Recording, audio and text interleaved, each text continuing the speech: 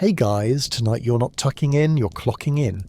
Picture the Northern Forest in 1932, where the calendar has teeth and the deadline chews louder than the saws.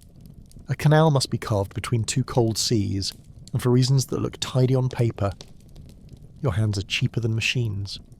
We won't do this from a safe distance. We will stand in the cut, minute by minute, your breath rising in pale ropes while a shovel handle polished by strangers fits your palm without asking questions. What breaks first? Steel, rules, or people? And when thaw finally loosens its jaw, does the mud give back anything it swallowed? I'll keep you close to the ground where the truth lives. Not in a list, but in the slow arithmetic of loads moved and heat lost. If you enjoy this kind of misery, tap like and subscribe, tell me where you're watching from, or rate tonight's imaginary mud smell out of 10. Okay, number, shovel, breath. Let's go, because the canal won't dig itself and the bell has ideas about when you started. The sleigh runners hiss like a warning told to stay quiet, and the guard's breath makes ropes that tangle in the pine branches over the intake yard. Your number is spoken into the frost and seems to hang there, a thing with the corners, and for a moment you wonder if anyone will walk into it and slice a cheek. Inside the shack, the iron stove bulges, stenciled with old heat, but it warms only the paperwork. Pine tar loosens in a black shine along the plank walls. The clerk's pencil works with the brisk politeness of someone who will never visit the cut. Hat, quilted jacket, mittens, footcloths. The inventory is a litany with no saints. A man with ink on his cuffs teaches the rectangle of cloth that must become a sock around your feet. Heels smooth, toes tight. No wrinkles, or you'll earn them later as blisters. The door slams back open and the air hits like a palm. Outside again, the sled's boards creak. The woods take back every sound you try to make. Your name remains wherever names are kept warm. Here, numbers learn to answer. The barracks breathes like an animal too big for its stall, timber sweating under quilts of frost, and bunks stacked into equations that solve for heat while leaving comfort unsolved on purpose. The stove eats wood like gossip and still looks hungry. The iron plate clicks as if counting your heartbeats and finding you behind. When the straw shifts as sweet dust lifts, bedbugs or the ghosts of summer hay choose your poetry, and you learn where not to scratch because the itch follows your hand like a debt collector. A man they call the professor shows you footcloths again, folds your heel into place, tapes a toe with a scrap of newspaper, then swaps a dull pin for a story about a town you pretend to know. Boots crowd around the stove like petitioners before a distracted judge. Steam hisses from seams, leather darkens, and someone warns you not to cook the soles unless you prefer shoes that remember fire more than walking. Sleep comes in layers and arguments, the bell not yet rung and already ringing in your nerves. Cabbage steam rolls along the mess hall ceiling and makes a private weather that rains back onto tin spoons, and the yeast tang plants itself in your nose with the stubbornness of a rumour that intends to survive winter. The line advances toward a scale that owns the only opinion which matters. Loaves step onto the tray like small suns, and a knife becomes a horizon where countries divide by grams. The cook's ladle drags kasha from a cauldron that argues about patience. Each scoop lands with the wet thud of future effort, a promise denominated in calories and faith. Ration equals output, output equals tomorrow's bones. The math writes itself even if your pencil was confiscated in another life. You tuck bread into your jacket where heat will remember it for later, and you swallow slow so the hot hangs around your ribs and tells your hands a polite lie about what they can do. A poster above the hatch names heroes you've never met. Your stomach continues doing arithmetic while your eyes practice not looking hungry. Breakfast is motivational speaking, but as soup and nobody boos. Snow squeaks under felt soles as if filing a complaint. Breath lifts in a parade of small ghosts, and roll call shakes names into numbers that won't crack when dropped. The tool shed opens with a hinge that speaks fluent winter, and hands you a shovel greased by other lives, a pick whose teeth were shaped for a different geology, and a wheelbarrow that steers like a rumour with its own agenda. You march, jacket stitched with wind that finds every seam and signs its initials along your spine, the column bending through spruce that whistles without caring for schedules. Then the cut steps into view, a raw mouth in the earth, bonfires licking at permafrost with the slow patience of thieves. A brigadier shows the face of stone to match the wall, he points, you nod, the shovel handle fits again, and your palms realise the lesson you refused to learn earlier. First sight of the canal is not water but intention, and intention is heavy when it is frozen. You tighten the strap on a mitten and pretend that makes the day shorter. Rake the coals until the ground smokes, then wait while heat and ice argue under your boots. A muffled quarrel that ends with mud choosing everyone as a winner. You swing the pick and feel the head bite, then skid sideways when the crust breaks and the half-thawed glue beneath takes your balance as collateral. Shovel, lift, twist, dump. The motion learns you faster than you learn it, and the wheelbarrow yawns for its share. The air tastes of wet ash and iron. The bonfire licks your cheeks until pain becomes information, and the cut answers in clods that slap the tray like heavy applause. The first splinter sinks into your palm with the intimacy of a signature, and you hold the handle tighter because that is the only ceremony you were taught. Congratulations, you've unlocked mud of holding, the kind that remembers your boot and refuses to let go without a transaction fee. Somewhere behind you a fuse hisses, somewhere ahead a brigadier clears his throat. Everywhere the ground insists that you were late to this argument. The wheelbarrow chain teaches its grammar in the first 10 minutes, a language of load, trundle, tip and return, each clause punctuated by the wheel's complaint. You plant the shovel shoulder the tray and find that distance grows a personality the moment mud sits down in the metal. The path is boards and ridged ruts where boots have argued for weeks. You steer through other people's mistakes and try not to add a fresh one with your name on it. At the dump, the lip claps, the muck slumps, and a brown tongue slides over the edge into a waiting berm that never looks satisfied. Back again, head down, arms turning into ropes.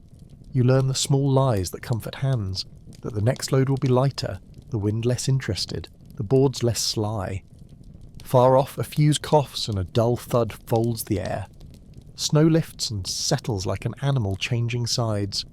You keep the tray between the ruts, avoid the places where ice shines like an idea, and let repetition teach its quiet prayer to a religion that prefers perseverance to miracles. By midday the chain owns your legs, and the wind runs a side business stealing whatever heat the bonfires invented. The Udanic comes down the track like a rumour that needs no paperwork, tray piled higher and moving faster, a tune escaping his teeth as if breath had better uses than survival. He's found a shorter path you hadn't noticed, tilts the dump at just the right angle, and catches a nod from the storeman that says, "Tomorrow's pick will have fewer opinions." You copy what you can, because respect is practical even when admiration is expensive and practice is cheaper than envy. He passes again, laughing at something that wasn't a joke, and for a blink you hate the ease in his joints, then borrow it for 3 steps and feel your stride forget the argument with mud. The tray rides smoother, the wheel squeal softens, the day does not. His mittens are patched with twine and faith, cuffs shining with the polish of 10 winters. The man himself seems stitched together by a stubbornness. Efficiency is just friendship with gravity, and you are learning its language. The tally board waits at shift's end like Judgment Day with handwriting. Norms posted in columns that pretend to be math and end up feeling like weather. Yesterday's brigades are red-penciled, names stacked into stories you're not invited to read, and someone says Record Day, with the tone people reserve for miracles and ration increases. You study the board as if it were a face that might smile back, then study your boots because they tell the truth quicker. In the corner, chits change hands for bootlaces, a better file, and a promise that the storeman's cousin once made good on. You learn prices. A needle equals 3 thin slices, a strap buckle costs a favour that travels, a length of wire is the sort of friend who never asks questions. A button is a story, a fish hook a rumour with metal, a bit of candlewick buys 10 minutes where lice learn humility. The clerk taps the chalk and dust jumps like indoor snow.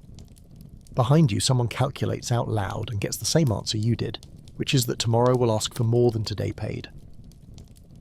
On the way back, the shovel handle cracks with a sound that belongs to bones, sharp as a twig snapping in a quiet where snapping is news. The blade drops nose first, the shock skips your wrists, and splinters bloom like thoughts you didn't mean to have. You look down at the 2 new tools fate has issued, short staff, thin spear, and feel the air study your hands for other weaknesses. A guard lifts an eyebrow. The brigadier exhales something that wanted to be smoke and settled for frost. The rule is simple. Broken tool, report, replace, no drama, no delay. The shed is shut, the clerk is numbers deep, and daylight is a vanishing asset. You test the grain with a thumb and feel little teeth catching at the skin, the kind that become souvenirs if you listen poorly. You wrap the grip with a rag that used to be a sleeve and bind it with wire coaxed from a crate, then shoulder the shovel again to see if the day is willing to continue its argument. It is. You are too. Back in the barracks, the stove throws a red that tastes like iron, and boots huddle near it in a semicircle pretending to be a family portrait. You thread wire through a glove seam, scrape frozen mud from the welt with a spoon you swear you'll clean and never do, then tilt your soles toward heat until the leather sighs exactly once. Too close and the tar wakes with a smell that means you'll be walking on a memory. Too far and tomorrow brings wet that never dries. The professor demonstrates the art of not charring a boot, a hand's width, a slow turn, a patience measured in finger bones. Steam lifts from your trousers like small ghosts who've found better lodging. Someone toys with a harmonica until the brigadier's eye lands on it and the tune chooses silence. You inventory your pains the way a shopkeeper counts nails and accept the day's arithmetic, interest included. The air tastes of paraffin, smoke and wet wool, a recipe that promises civilization and delivers only temperature. For dessert, there's warmth you borrow and pay back in ash. You climb to the bunk and lie under a blanket that remembers 50 other backs, and the wood above you holds carvings of cities that might exist and curses that definitely do. The bell has not rung, but it lives in your ribs, a neighbour who practices late. You roll the footcloths carefully, heel fold trained like a sentence you can finally finish, bread tucked under the jacket where your chest will keep it from thinking about escape. Somewhere a cough edits the darkness. Somewhere a laugh tries and fails to become a story. The stove ticks like a metronome set to endurance. You promise yourself you'll dream of warm floors and coffee on a table, then amend the promise to something the brain can afford. A door that shuts, a chair without splinters, a morning where boots go on without negotiation. The blanket grits against your chin. The dark leans in, the wheelbarrow keeps moving behind your eyes.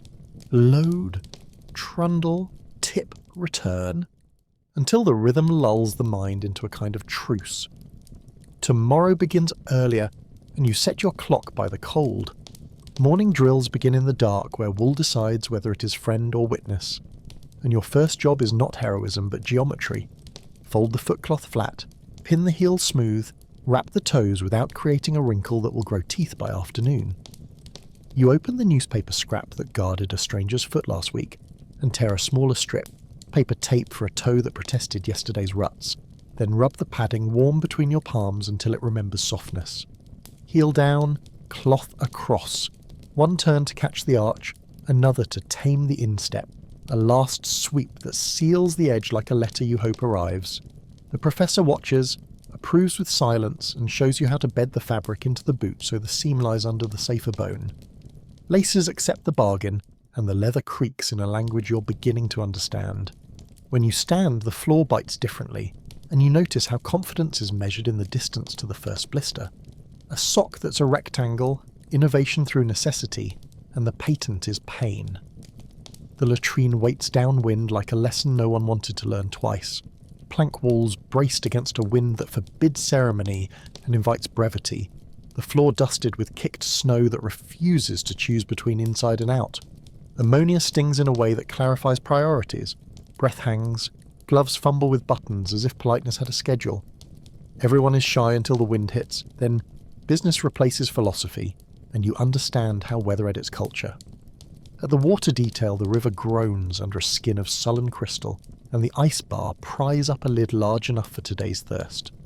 Buckets lower, rope jerks, and the surface coughs shards that skip away like guilty thoughts. You guide the slosh into the barrels that will slouch home on a sledge. Snow squeals under runners, hoops rattle, and the man ahead of you laughs when a splash freezes to his cuff and makes him a statue by the wrist. He breaks the ice with a grin and a curse that sounds almost affectionate, because around here even the water has opinions. Toolshed etiquette is a game with rules published nowhere and enforced everywhere.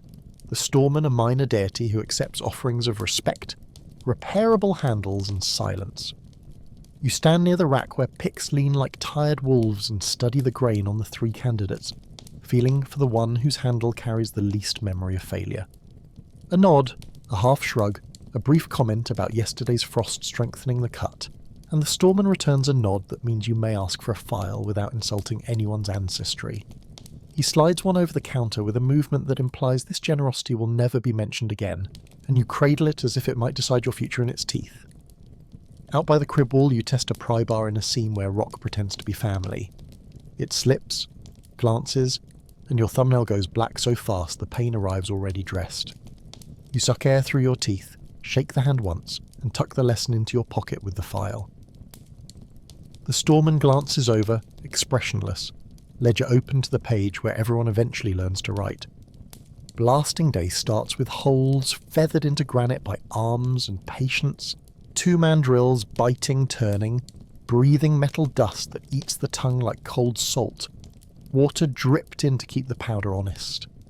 You tamp charges with care learned from stories you never want to verify, fuses cut like ribbon at a wedding where no one smiles, caps crimped with a deliberation that feels like prayer done with pliers. The crew lead marks the line with a mittened finger, and everyone steps back to the distance measured by mistakes. Eyes search for shelter that doesn't exist. Ears strain for a sound always late. The fuse spits bright, then small, then smaller, and the world waits with it. Fire. Wait. Stun. Stentor. The thump is a soft hand on the chest that becomes a shove. Snow leaps, and the air arrives with a taste of pennies. Grit rattles in your hood and pebbles tick the shovel blade like knuckles before changing their mind. You breathe again only when the lead does, because leadership here is partly lungs, and you count slow before stepping into a silence that is not yet safe. Sorting comes like penance after the liturgy, rock divided by size and temper. Sledge is loaded until the runners complain, and then a little more because complaint is not law. You stack crib logs into squared frames that persuade the walls to stand upright, drive wedges until the bark bruises under the hammer face, and listen for that pearled note of wood agreeing to hold. Green sap hisses where fire thaw licked and left. Wet bark caches cold under your mitten so completely you wonder if the tree resents your warmth. Stone rolls under heel, and you ride it like a lesson, drop to a knee, and push the sledge by the crosspiece until it consents to slide. A plumb line made from twine and a nut swings against the wall and draws slow circles that settle into approval, the small geometry that keeps tomorrow out of today's collapse. By the time the last course locks into place, the wall has an opinion, and for once it matches yours, which is that holding is a job with no applause but excellent memory. Lunch finds you crouched in the lee of a berm where the wind writes differently, bowl cupped like a small stove, steam painting your face with consolation you do not trust. You count spoonfuls so they last, break bread into rafts that ferry the kasha from edge to middle, and let the warmth climb down your throat in slow steps that try to measure out the afternoon. Across from you, a man unwraps a twist of salt with the ceremony of a holiday and taps a few grains into his palm. The pinch travels like a handshake to every bowl within reach. Someone mentions a city you do not admit you miss. Someone else traces a map on the snow with a spoon and erases it with the heel of a glove because maps invite questions. When the bell calls, bowls empty themselves quickly and eyes return to the ground as if ground can be convinced by attention. Salt is friendship you can taste, and the grammar of gratitude is brief so this work can continue. Propaganda hour arrives the way weather does, a front moving through the mess hall with pamphlets for clouds and slogans for thunder. The brigadier tapping a poster that promises speed, steel and smiling faces arranged like good news. A film still is pasted crooked on the wall. Men with clean collars hold shovels like bouquets, and for a minute you try to square that brightness with the cabbage steam and the grout grey kasha that keeps your hands from shaking. The reader's voice climbs ladders of adjectives. The room climbs nothing at all. You practice keeping your face still while your stomach keeps doing math. Grams to hours, hours to meters, meters to a number, written by someone whose boots never dream of thawing. A pencil traces a heroic curve on the tally board as if curves were obedient. An applause patters polite as sleet. Duty is mentioned, pride is mentioned, fatigue is not invited to speak. You look down at your mittens, patched and practical, and let the words pass over like wind you cannot store for later. Posters don't sweat, which is one advantage they have over you. The Udarnik's secret isn't mystical, and that's why you respect it. He shaves steps by curving the return where the ruts already want to go, feathers the dump so the tray empties without arguing, and times his breaths like a metronome smuggled under the ribs. When the storeman looks away, he looks toward a small arrangement that yields a pick with fewer complaints and a wheel that squeals in a key closer to useful. You trail his path and find the smoother boards by feel, like reading with your souls. You file your blade to a bite that remembers edges. You practice tilting without spilling and learn the brief confidence of balance. He nods when he sees you copy, not generous, not cruel, just a recognition that gravity will teach anyone who shows up to class. His song runs out of words and keeps going anyway. Efficiency, it turns out, is knowing which parts of the world already want to move and persuading your load to agree without writing a speech about it. Trade Night folds the barracks into a marketplace where no one raises a voice and the currency is need braided with memory. A needle moves for 3 slices thin as promises, a glove trades for a story that warms the room while leaving your fingers just as naked. A button changes bunks and brings with it the rumour of a coat that won't survive another thaw. Candle stubs become lectures on illumination. Fish hooks flash like punctuation marks in a grammar of hunger. A strip of leather passes from palm to palm and ends up as a strap that will keep a boot honest. The door opens and hush arrives as if it belonged to the wind. The brigadier's profile passes the room and finds nothing to correct, which is a gift everyone pockets at once. Lampwicks fatten the air with paraffin. Wet mittens steam by the stove and invent a weather no one wants, but everyone knows. When the trading ends, the room exhales the way a rope does after a load finds the ground. Opportunity is a quiet noise, and you listen hard. Bathhouse date begins with a cue that smells like old wool and optimism, and the door opens onto steam thick enough to feel before you see, soap squeaking under fingers like a toy that refuses to be dignified. You peel your shirt and hear stitches scold, step onto boards that sweat for you, then ladle hot over calves and knees until the ache loses interest in being the main character. A worker thwacks a switch of birch across someone's shoulders and laughter counts it as medicine, at least for the length of the breath it takes to sting. Clothes vanish into an oven box that eats insects with professional cheer. You watch steam climb off trousers, mittens, ambition. A louse pops between thumbnails with a sound as brief as justice, and no one makes speeches about progress. You scrub until the skin becomes map. Pink rivers where straps had settled. Pale fields where wool claimed its rent. When you dress again, everything fits like a second chance you don't entirely trust. Spa day, Revolutionary Edition, and the towel is a philosophy you return to the hook. The first aid barrack is warm the way a confession booth is kind. Heat pooled low and close, shelves lined with bottles whose labels have been thumbed into guesses. The Felcher's hands move without needing to announce themselves. Salve spread like a treaty onto frostbitten knuckles, splints tied where pride argued and lost. A whisper of disinfectant that promises more than it delivers, and still feels like civilization. He asks how long the numb lasted, and you answer honestly, except for the part where you didn't notice because the load had opinions that required both arms. A cough from the next cot arrives and pretends not to belong to anyone in particular. The man attached to it smiles with his eyes and says it's the cold, only the cold, a phrase everybody respects by not believing. You flex, the ointment shines, and for a second the hand looks borrowed from someone who works indoors. He tapes a thumb, nods you out, and the door's edge lifts a sliver of the night to test the bandage. It holds, which is the closest thing to praise available. Night shift turns the cut into a procession of small moons bobbing on poles, lamps moving in stringed arcs over the ice road, while sledges sing low notes you feel in the spine. Stars hang in the hard sky brittle as filings, and your breath writes soft smoke signals the wind refuses to deliver. Rope bites, and you lean into the pull, until the sound of your own boots becomes the drum that keeps the team together. Runners hissing, load sliding, the slope behaving like a compromise reached after threats were exchanged. The cold finds the door in your mitten and steps inside without knocking. The sledge finds a rut and argues with it loudly. You persuade both with steady pressure and a promise that this will end because everything does. Far off, another brigade's light tilts and rights itself, a heartbeat seen from a distance. The lake ice booms once like a god clearing its throat to remind believers of the terms. Everyone looks down the line and breathes in at the same time. Out here, even Suglint travels in convoy.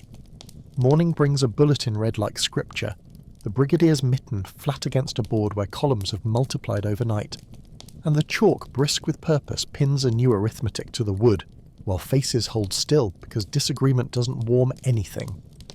The orders say the thaw will help, which is a beautiful sentence written by a room that has never met spring mud, and a neat arrow shows output climbing as if numbers were migratory birds returning on schedule. You stand with the others while a clerk explains meters, brigades, norms and incentives that will arrive precisely when angels do, and you feel the temperature drop another useful degree when someone asks tomorrow about rations, and the answer arrives wearing different shoes. A thin cheer relocates from the poster to the air and forgets to land. The pencil underlines the total as if underlining makes weight lighter. New norm, red, yours. The board's face says weather, and you button your jacket the way a man grabs an umbrella. Half faith, half habit. You learn the flavour of administrative weather by noon, a taste like pencil shaving soaked in tea. Because the paper thaw has begun even if the ground has not been advised, and the map with its confident blue line pretends that water already knows what corridor to walk through. In the shed, a chart curls at the edge like a secret that doesn't fit inside itself, and the storeman, who keeps his scepticism hung behind the ledger, quotes a figure that turns your day into an interest-bearing instrument. The Udanic, who speaks fluent result, shrugs and shortens his path by another invisible hand's width. You watch how he edits terrain without moving soil, how his wheel hums in approval at the slightest change of angle, and you sign up for his school by copying without confession. The brigadier, blinking frost from his lashes, calls it attainable with a voice that wants to be a shovel. The cut calls it heavier, with a silence that wants to be a door. Forecast. Heavier with a chance of less. Under the new number, the wheelbarrow gains a second personality that doesn't laugh at your jokes, and the handle, freshly wired, reminds your palm that repair is not a synonym for forgiveness. The path seems longer because it is, and also because arithmetic travels in your bones faster than in chalk. You lean earlier, lift sooner, and tip with a wrist that has learned persuasion, while the ground replies by sliding a little at the wrong time, and pausing when haste would be most flattering. The bonfire works harder, the ice grudges melt along their own agenda, and the pick, filed bright, discovers that rock holds a grudge precisely where you need a truce. Someone down the line yelps once and then continues as if speech were a luxury item on ration. Someone else laughs without the joke bothering to arrive. You work like a person negotiating with a river and realise rivers respect persistence more than logic. Productivity has notes, your body has revisions, the compromise is signed in rope burn. Lights Out collects the day and lays it flat, the stove ticking an inventory that includes your ribs, the barracks breathing slow, and the bunks creaking in a kind of whispered call and response that acknowledges the weight of 50 men finding the same sleep in different shapes. You thread a memory through the dark the way you were taught. First the shape of a room that once had warm floors, then the outline of a chair that never argued with your knees, then a window that held morning like a decision, and anchor it with the simple discipline of counting the stove's small expansions. Footcloths get a last smooth with the palm. Bread moves closer to where chest heat keeps it from turning into arithmetic, and hands, bandaged to suggest mercy, go careful under the blanket so the wool doesn't scream. Somewhere the professor coughs into his sleeve and mislabels this as weather.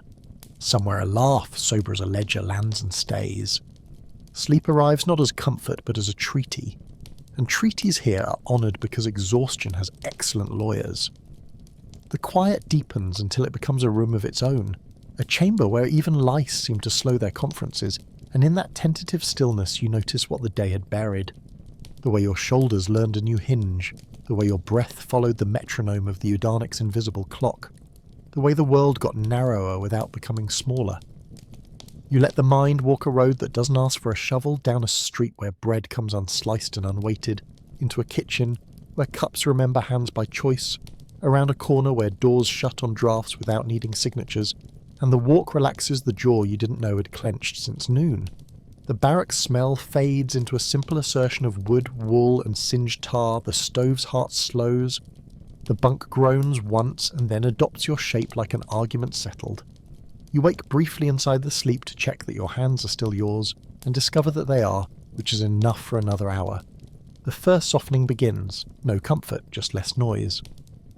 Before dawn the air changes its grammar, an extra damp in the breath you send out, a new drip underneath the eaves like a small clock that refuses orders, and the snowbank, which had the decency to be architecture yesterday, sinks at the corners like bread pulled too early from the oven.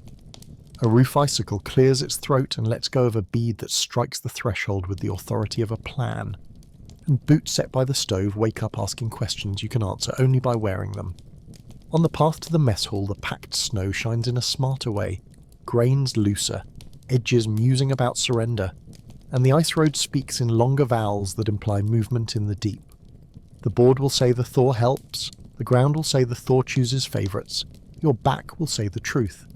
You shoulder the shovel, watch a rivulet make a decision it will regret, and look up to see the brigade reading the sky the way illiterate men read faces. The thaw arrives like a promise that didn't read the job description.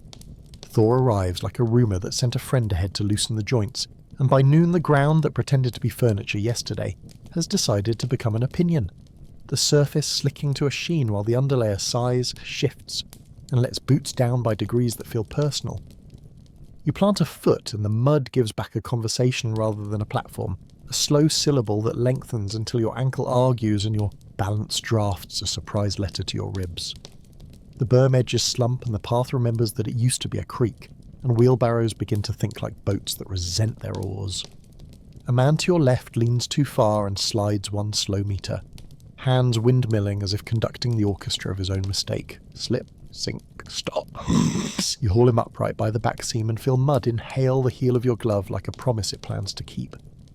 The brigadier barks less than usual, maybe because his beard is wearing the canal, which makes gentleness a practical choice. Tools do not float unless you teach them, so ropes go on handles and a plan goes around shoulders, a human chain walking itself into the slurry with the calm of people who have used up the loud versions of fear. The first sledge lies tilted in a brown mouth that chews at the runners as if wood were a delicacy, and you lean your weight into the line until rope finds its low note, and everyone around you tunes to the same pitch.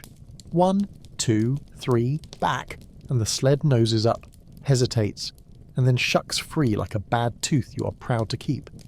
The wheelbarrow follows, rescued by a grip on its crooked rib. A shovel comes last, blade first, a fish, refusing education. Boots burp out of suction with noises the barracks will imitate later in the dark when laughter is cheap and air is free. By the time the last handle is on safe ground, hands sting and shoulders have memorised all the verbs they need. Today's record, most shovels rescued. Someone says letter day and no one corrects him because hope is legal tender even when counterfeit. And the rumour trots up the line with better breath than any of you carry, making its way to the mess hall where a sack actually waits, tied with twine that becomes an event. Envelopes show faces like small mirrors. Names stumble into numbers and occasionally find them. A few sheets land in familiar hands and soften them in ways wool never could. You get nothing, which is something because the absence is clean and doesn't require a story. And across the bench a man unfolds a blank square of paper, smells it, and then folds it again with a care that invents family out of fibre. The room knows not to speak for a minute, a stillness with shape, the kind you carry back to the bunk and set beside your bread so it can warm too. Outside, thaw ticks from eaves and the canal practices the word water under its breath. Stillness is of value, and you are richer by some. Blasting day returns with a fuse that has opinions about the weather, sputtering where yesterday it spoke cleanly. A wet hiss that shortens, fattens, shortens again, like a snake trying on different lung sizes. The crew lead marks off the distance with a mitten and a prayer. The wall, softened by thaw, listens with the wrong parts of itself, and you hear a shiver travel sideways in the cut like news that doesn't know the route. Somebody says the number too fast, someone else too slow, and between them sits the space where mistakes live and breed.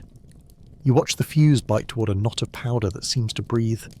You hear your own breath decide which pocket to hide in, and you feel the ground put a hand on your ankle as if to keep you in the conversation. Run.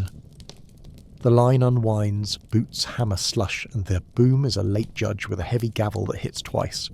Gravel kisses your hood, dust corrals your tongue, and the wall finds a new face you will spend a week learning. Mercy in the mess hall looks like a ladle that forgets itself by a finger, and a cook who looks anywhere but your bowl as the extra lands. A choreography synced to the location of the brigadier's eyes, and the general principle that kindness should wear ordinary shoes. The soup is actually hot, a decision it rarely makes on its own, and the steam climbs into your face until the day peels back a layer, and stands there blinking like a man who remembers his name. Bread goes soft at the edges against the kasha, and loses the arithmetic of grams in favour of the calculus of heat, and for a moment the bench becomes a sort of church without the trouble of doctrine. You tilt the bowl to chase the last warm syllables and let them speak down your throat, and somebody beside you pretends to complain about the salt just to hear the sound of a human voice doing something that isn't survival. You look away together and call it manners. Repairs after work are the closest thing to agency the day allows, so you sit by the stove and teach a glove to behave with a loop of wire meant for crates, stitch passing through leather that remembers rain, skin and other arguments. A wedge comes out of a scrap of straight-grained offcut with strokes that rediscover the patience your hands misplaced at noon, and the pick head drinks a smear of bacon fat that will bribe rust for a day or two longer. You file a tooth until it brightens the way a thought does when it finally admits it's simple, and you press the edge with your thumb until it replies in a dialect called ready. Around you the barracks mutters in soft tools, the rasp of a strap, the click of a clasp, the snip of a scissor that used to be a knife, and the stove writes a quiet memoir in heat. Competence is prayer you can hold, and tonight you manage a few good words. By afternoon the crib wall stands like a held breath, squared by the wedges, you cut true and locked by logs that learn to agree with one another, and when you lay a palm to it the timbers feel warmer than the air as if effort had its own temperature. You test the face with a shove that is not a dare so much as a question, and the wall answers in the small language of firmness that travels through sleeves and bones. A sledge comes in heavy. You feather its load along the base and watch the tilt settle from dangerous to honest, then set a brace that talks quietly to gravity about boundaries. Above, meltwater rakes threads through the smear of clay, and you catch one with the flat of a shovel, turn its head, and persuade it toward the ditch you've drawn like a patient sentence. The crew lid grunts approval that could be mistaken for a cough, and you pretend to be fooled. It isn't victory exactly, but it has the smell of something that might keep standing even after you look away, which is rare enough to notice. Water, patient as any accountant, begins to show on the surface where the thaw and your line have argued all week. A trickle finding the ditch you carved so faithfully that it decides to believe in maps. You shave a lip here, tap a wedge there, and the thread grows into a ribbon that pulls silt with it like a child hauling a coat too large for weather. The brigadier squints as if sight might break if used carelessly, then nods once and pockets the expression before it can be taxed. You listen for the tone water makes when it chooses a new path, and find yourself smiling at the quiet insistence, the way it remembers downhill without a lecture. Someone jokes about boats and receives the kind of laughter that doesn't cost breath. You mark the line with a stick anyway, a notch to show tomorrow what today learned. For a brief minute the wall, the ditch, the ribbon, and your chest all agree on direction, and it feels like cooperation rather than luck. Night finds you on the bank with a cup that remembers heat long enough to pretend, lamps bowed over the dark like monks losing their place, and the timberline soaring itself thinner with a patient whisper that never learns any other song. The sky holds a faint green smear, as if someone rubbed the north with a thumb and left colour on the glass. Stars look like filings shaken from a cold file. You sit, boot heels dug into a slope that finally resists, and let your breath turn honest in the cold, longer on the way out than in, a habit the day trained without asking permission. The cut lies quiet and tentative, a wound cleanly bandaged, and you count the beats until the stove back in the barracks will begin its slow grammar of ticks. What you feel isn't pride exactly, it's a thin thread of okay travelling from your hands into the ground and back again. If anyone speaks, it's the snow settling in small agreements with itself. The professor lowers himself carefully, bones enumerating the planks, and offers a story without beginning because stories here rarely get that luxury. They arrive in the middle and end by getting up for another shift. He speaks of a canal in a different book, one with brick dressed like manners and barges painted like good intentions, and you listen not to the facts, but to the calm in his voice where a library used to live. Between sentences you both rub your hands before the flame in the brazier as if polishing the night to see through it, and he smiles when a spark hops like a punctuation mark into darkness. When he falls quiet, the saws take over the speaking, and the musk of wet timber becomes a kind of dictionary you both share without turning a page. You don't say that the wall held today. He doesn't say it either. Silence catalogues the victory and files it under temporary, which feels honest enough anyway. Somewhere a fox crosses the snow and leaves punctuation marks only the night reads. Morning arrives without needing to announce itself. Everyone in the barracks wakes at the same hinge of darkness and light, rolling from bunks into the narrow aisle like a sentence diagram coming true. Footcloths fold themselves under practiced palms, laces find holes without supervision, the stove ticks once, proving the cadence, and the door opens to a cue formed by muscle memory. At the shed, tools change hands with minimal grammar, nod, lift, go, and on the path the column sets its metronome by the crunch that isn't quite crunch anymore. No one wastes a word on weather or quotas because the wind reads both out loud and the brigadier's hat answers for him when questions would cost time. You fall into a pace shaped by the height of the man ahead and the breath of the one behind. All of you spelling the same sentence across snow and mud until the cut accepts the subject. Fluency and silence achieved. Before the gate, knots get checked in unison, hat brims read the wind and then commit to forward. Still water gathers in the tyre ruts and puddles hold the sky with a loyalty that surprises you. Clouds sitting obediently in brown mirrors, the moon smudged into an oval ship you could almost push with a finger. You tilt the wheelbarrow upright and its reflection becomes a second tool waiting in a gentler world. And for a strange moment you feel twin handles in your palms, one heavy, one merciful. The bank smells of thawed roots and old smoke. Somewhere a piece of ice lets go of a branch and clinks away like a coin that won't be missed. A gull writes a question mark over the timber pile and continues to wherever answers live. For once, nothing in front of you demands a decision larger than a breath. You stand, roll the barrow forward and watch the sky travel in the wheel, quietly pleased that even the mirror is doing its share of the work. You hold the urge to skim the moon and let it pass, a small warmth that keeps your hands nested. The day after still water, the canal remembers to be work again, and the bank, softened into kindness at dawn, hardens its manners by the mid-morning, a rind-over pudding that lies about its intentions until a boot tests it. You carry the barrow with the careful arrogance of someone who has recently been flattered by success, angle the tray to miss a rut you named yesterday, and then watch the earth change its mind under a man 3 places ahead. He steps, slides, and sits into the slurry with the weary surprise of an adult collapsing into the wrong chair. Hands catch his collar, rope finds his waist, and the line leans as if tipping an argument towards sense, shoulders bowing, heels ploughing comma-shaped furrows while the mud negotiates custody of his boots. Hold, pull, breathe. The suction lets go with a sound like a bread loaf being persuaded from a pan, and he arrives on the boards wearing a new colour and an expression that files the incident under comedy for later. The brigadier nods once, which is praise you can spend. Rain considers a visit and then decides to write a letter instead, slanting drizzle that blurs the edge between smoke and sky. So you and the Udarnik slide a sheet of bark onto the sledge crosspiece and shave a wedge until it fits in the runner's sulk, the blade kissing wet wood with small bites that show up as patience rather than art. Birch curls collect in your cuff. Paraffin from the lantern wick draws a thread of smell through the weather. The wedge seats with a knock that tells both sides to behave. You bind the repair with wire like a promise reinforced by habit, and when you set the sledge down, the runners accept the slope, as if it were an old agreement renewed. By afternoon, the patch has earned its keep and your palms have earned their blisters, and the Udarnik grins because he knows victory by the shape of your gait more than by any speech. Competence is a stove you carry inside your jacket, and on wet days it is the only heat that makes change.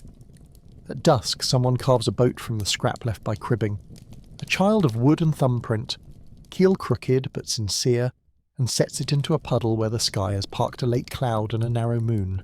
The toy lists writes itself, discovers current where none was advertised, and marches across 8 inches toward a shore that has no reason to exist except to be reached.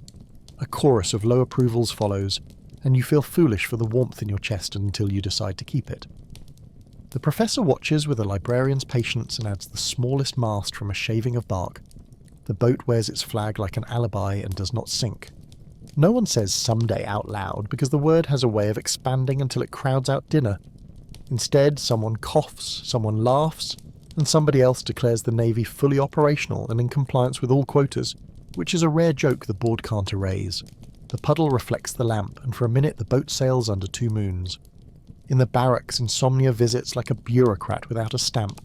slow and stubborn and easily offended, so you conduct a private inventory lit by stove glow and the noisy quiet of 50 men agreeing not to disturb one another.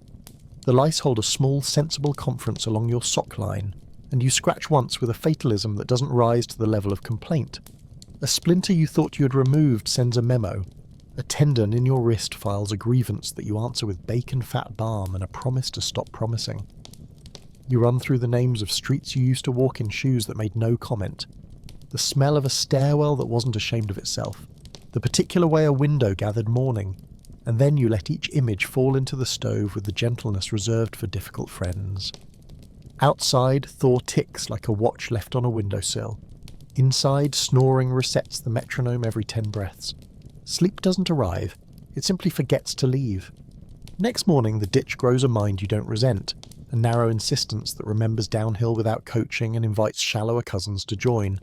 And by noon, a seam of water stitches 2 stubborn patches of mud into a new sentence. You shave the lip again and watch the stream accept your edit, tugging silt along like a reluctant paragraph, and you feel that thread of OK run from hand to hand down the brigade, as if somebody had passed a note that read, "Continue." The brigadier exhales through his moustache in a way that could be read as satisfaction by a generous reader, and for a moment the cut smells like river rather than problem, a scent that opens a door in your chest you didn't know was jammed. A gull applauds once with its wings and gets back to accounting. For a second the world takes a breath with you, not because you earned it, but because sometimes weather and effort sign the same page. By evening the sky has the colour of a tin cup scraped clean, and you feel the day withdraw its claim on your hands, leaving fingerprints you will wash off with water that promises heat and delivers temperature. Back in the bunk you count gratitude small and specific so it doesn't spook. Footcloth that learned obedience, a glove that no longer leaks, a wedge that held, a rope that sang, a boat that crossed 8 inches without complaint, and you let the list end before it becomes religion. You think of a tap that opens with a wrist twist, of socks that are tubes rather than paragraphs, of doors that shut on drafts without a signature, and you promise to remember them later, the way a man notes a debt in pencil he intends to pay in ink. The stove ticks, the barracks breathes, and the cut lies outside practicing the word water until it believes itself.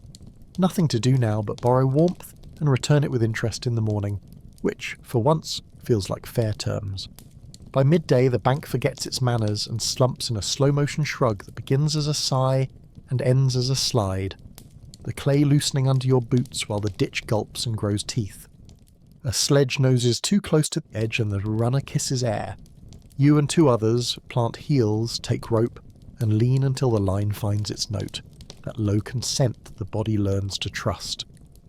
The man on the crosspiece freezes, then remembers to breathe, and the mud chooses his ankles as collateral, tugging with the patience of a creditor with winter for a calendar.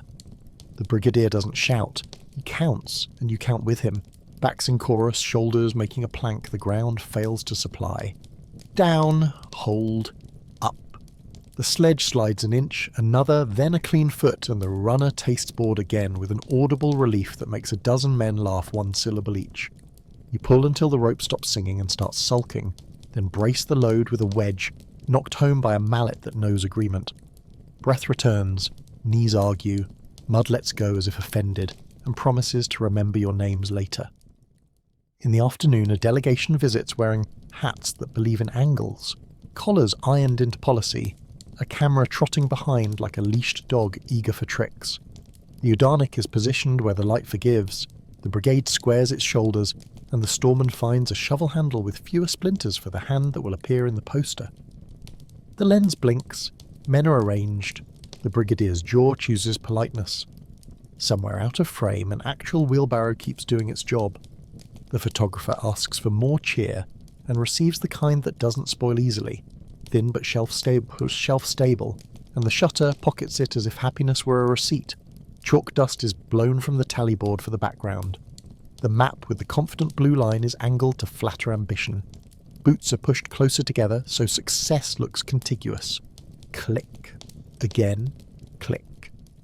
Someone wipes a smear from your cheek that turns out to be your day. When the hats depart, the canal resumes being mud, and you resume being weight with a schedule. The camera removes 50 pounds of dirt, or so the poster will insist. That night you write a letter you cannot send, pencil borrowed, paper peeled from a crate label, the lines slanting because the board under your knee belongs to another angle entirely. You begin 3 times and choose none of the greetings, settling for a name that tastes like bread left too near the stove. You describe a river that does not exist yet, and a wall that held today, then erase the claims because a wall is a jealous witness and prefers testimony in shovelfuls. You list small truths instead. A glove mended to obedience, a wedge that did its job, a spoon that reached the bottom still warm. You draw a tiny boat in the margin and decide it is travelling toward you. When the graphite dulls, you bite it sharp. When the paper ends, you fold it once and then again until it fits under the bread by your chest. The professor watches without comment and hands you a stub of sealing wax you do not need. You hand it back because secrecy here is just another word for hope. The letter sleeps, the day does too.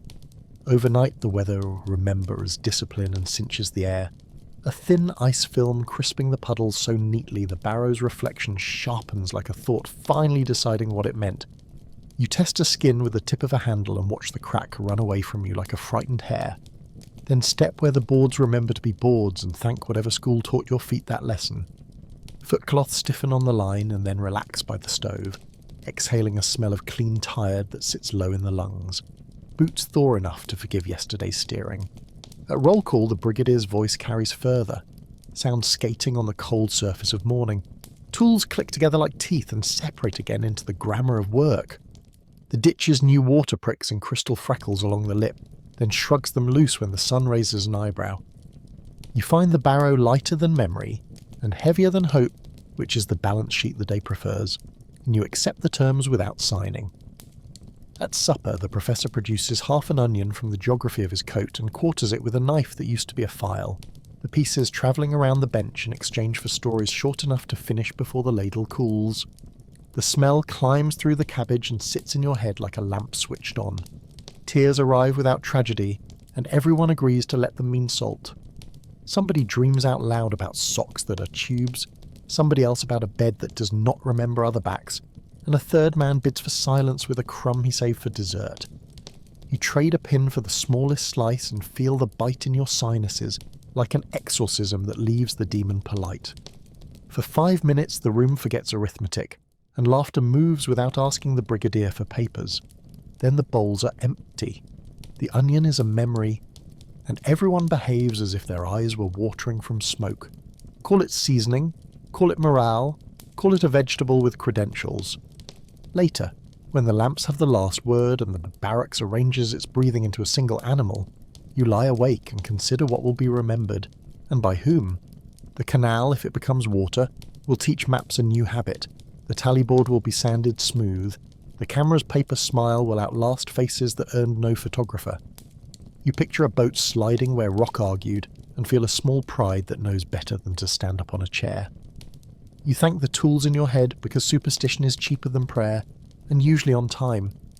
If memory has a gatekeeper, you hope it keeps the sound of a rope under strain, the smell of paraffin in wet wool, the sight of breath leaving a mouth and deciding to stay visible. Outside, ice rehearses its exit quietly. Inside, the stove ticks toward truce. You're not warm exactly, but you are not alone, which, tonight, passes for luxury, and the thought puts weight back in the bed. Sleep arrives late, apologises without explanation, and you accept the apology like rations counted twice. By afternoon, the ditch decides it is a river before the map signs off, swelling at a bend where the bank is weak and the berm is ambitious, and the brigade fans into a rough crescent with shovels held like arguments that intend to stay polite. You throw a detour into the mud the way a scribe adds a clause, building a small spillway with sacks that used to dream of grain, stomping them into place until water tests, objects, and then accepts because downhill is persuasive. The Udanic shoulders 2 at a time and grins with his teeth shut. The brigadier counts under his breath and shaves a lip that wanted to be dramatic. You tamp a seam with your boot heel and feel the ground nod once in your bones. Ropes appear on their own. A pry bar becomes a stake. Someone wedges a plank so the channel narrows to a voice you can understand. When the trickle obeys and the bank stops sulking, you all step back without ceremony and let the current write in its new handwriting. For a minute, nobody pretends this was inevitable. Back at the first aid barrack, the felled share rotates your wrist as if listening to a radio with poor reception.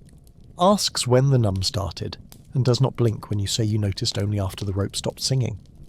He presses along the tendon with a thumb that knows the difference between stubborn and broken, then wraps a strip of canvas with a competence that feels like warmth, even though it is only cloth. The salve smells faintly of pine and makes yesterday's cut gleam like new grammar. He blows on it once as if blessing were clinical protocol, and you laugh because the sound falls out before you can police it. On the next cot, a man insists his cough is seasonal, in a place where the only season is cold and work. The Felger agrees in the tense that means do not be brave here, be honest. He pockets your thank you with the practiced shrug of someone who measures success in hands that lift tomorrow, and you leave with a bandage that promises to mind its own business. At the tally board, the chalk lies for a living, but today it lies in your favour, the Brigadier's figures stacking a little taller than yesterday. Red pencil quieter, the curve almost deciding to be kind. A clerk clears dust with a knife edge and draws a line under totals as if underlines ever taught the future to behave, and you feel a small unfair pride for the way the digits admit the ditch exists. The storeman, who worships at the Temple of Useful, slides you a handle where the grain runs straight and does not mention the rules he just bent. The Udarnik notices and nods as if blessing an apprentice into a guild with no charter. You don't step closer to the board, you stand the same distance away and let the improvement come to you, because that's the only superstitious rule that doesn't cost calories. Someone suggests a record day and is ignored with tenderness. You pocket a sliver of chalk like a talisman and pretend it's for marking wedges. Night in the yard arrives with a sky arranged in green gauze, a curtain threaded with slow light that neither brags nor apologises, and you lean on a shovel that is finally clean enough to be furniture while the timberline whispers its old lesson about patience. The professor names constellations in a grammar borrowed from books that haven't seen the weather. You reply with the names you learned from men who worked outdoors. Both systems are mapping the same cold with equal sincerity. Breath lifts and folds into the aurora as if colour were a kind of shelter. Boot soles creak when you shift weight. Somewhere behind the shed, a fox tests the snow with intelligent feet. Nobody suggests wishing on anything because wishes in this place are shy creatures and don't like being cornered. For a while, the canal, the sky and the stove down the row agree to a truce you can feel in your teeth. In the barracks, a peg stands empty, and it changes the shape of the room more than the stove ever does. A small subtraction that drafts a silence where stories used to arrive unannounced. The hat that lived there has been folded into a sack with a number on it, and the man who wore it has been posted, transferred, forgotten, or all three, which is how paperwork translates absence.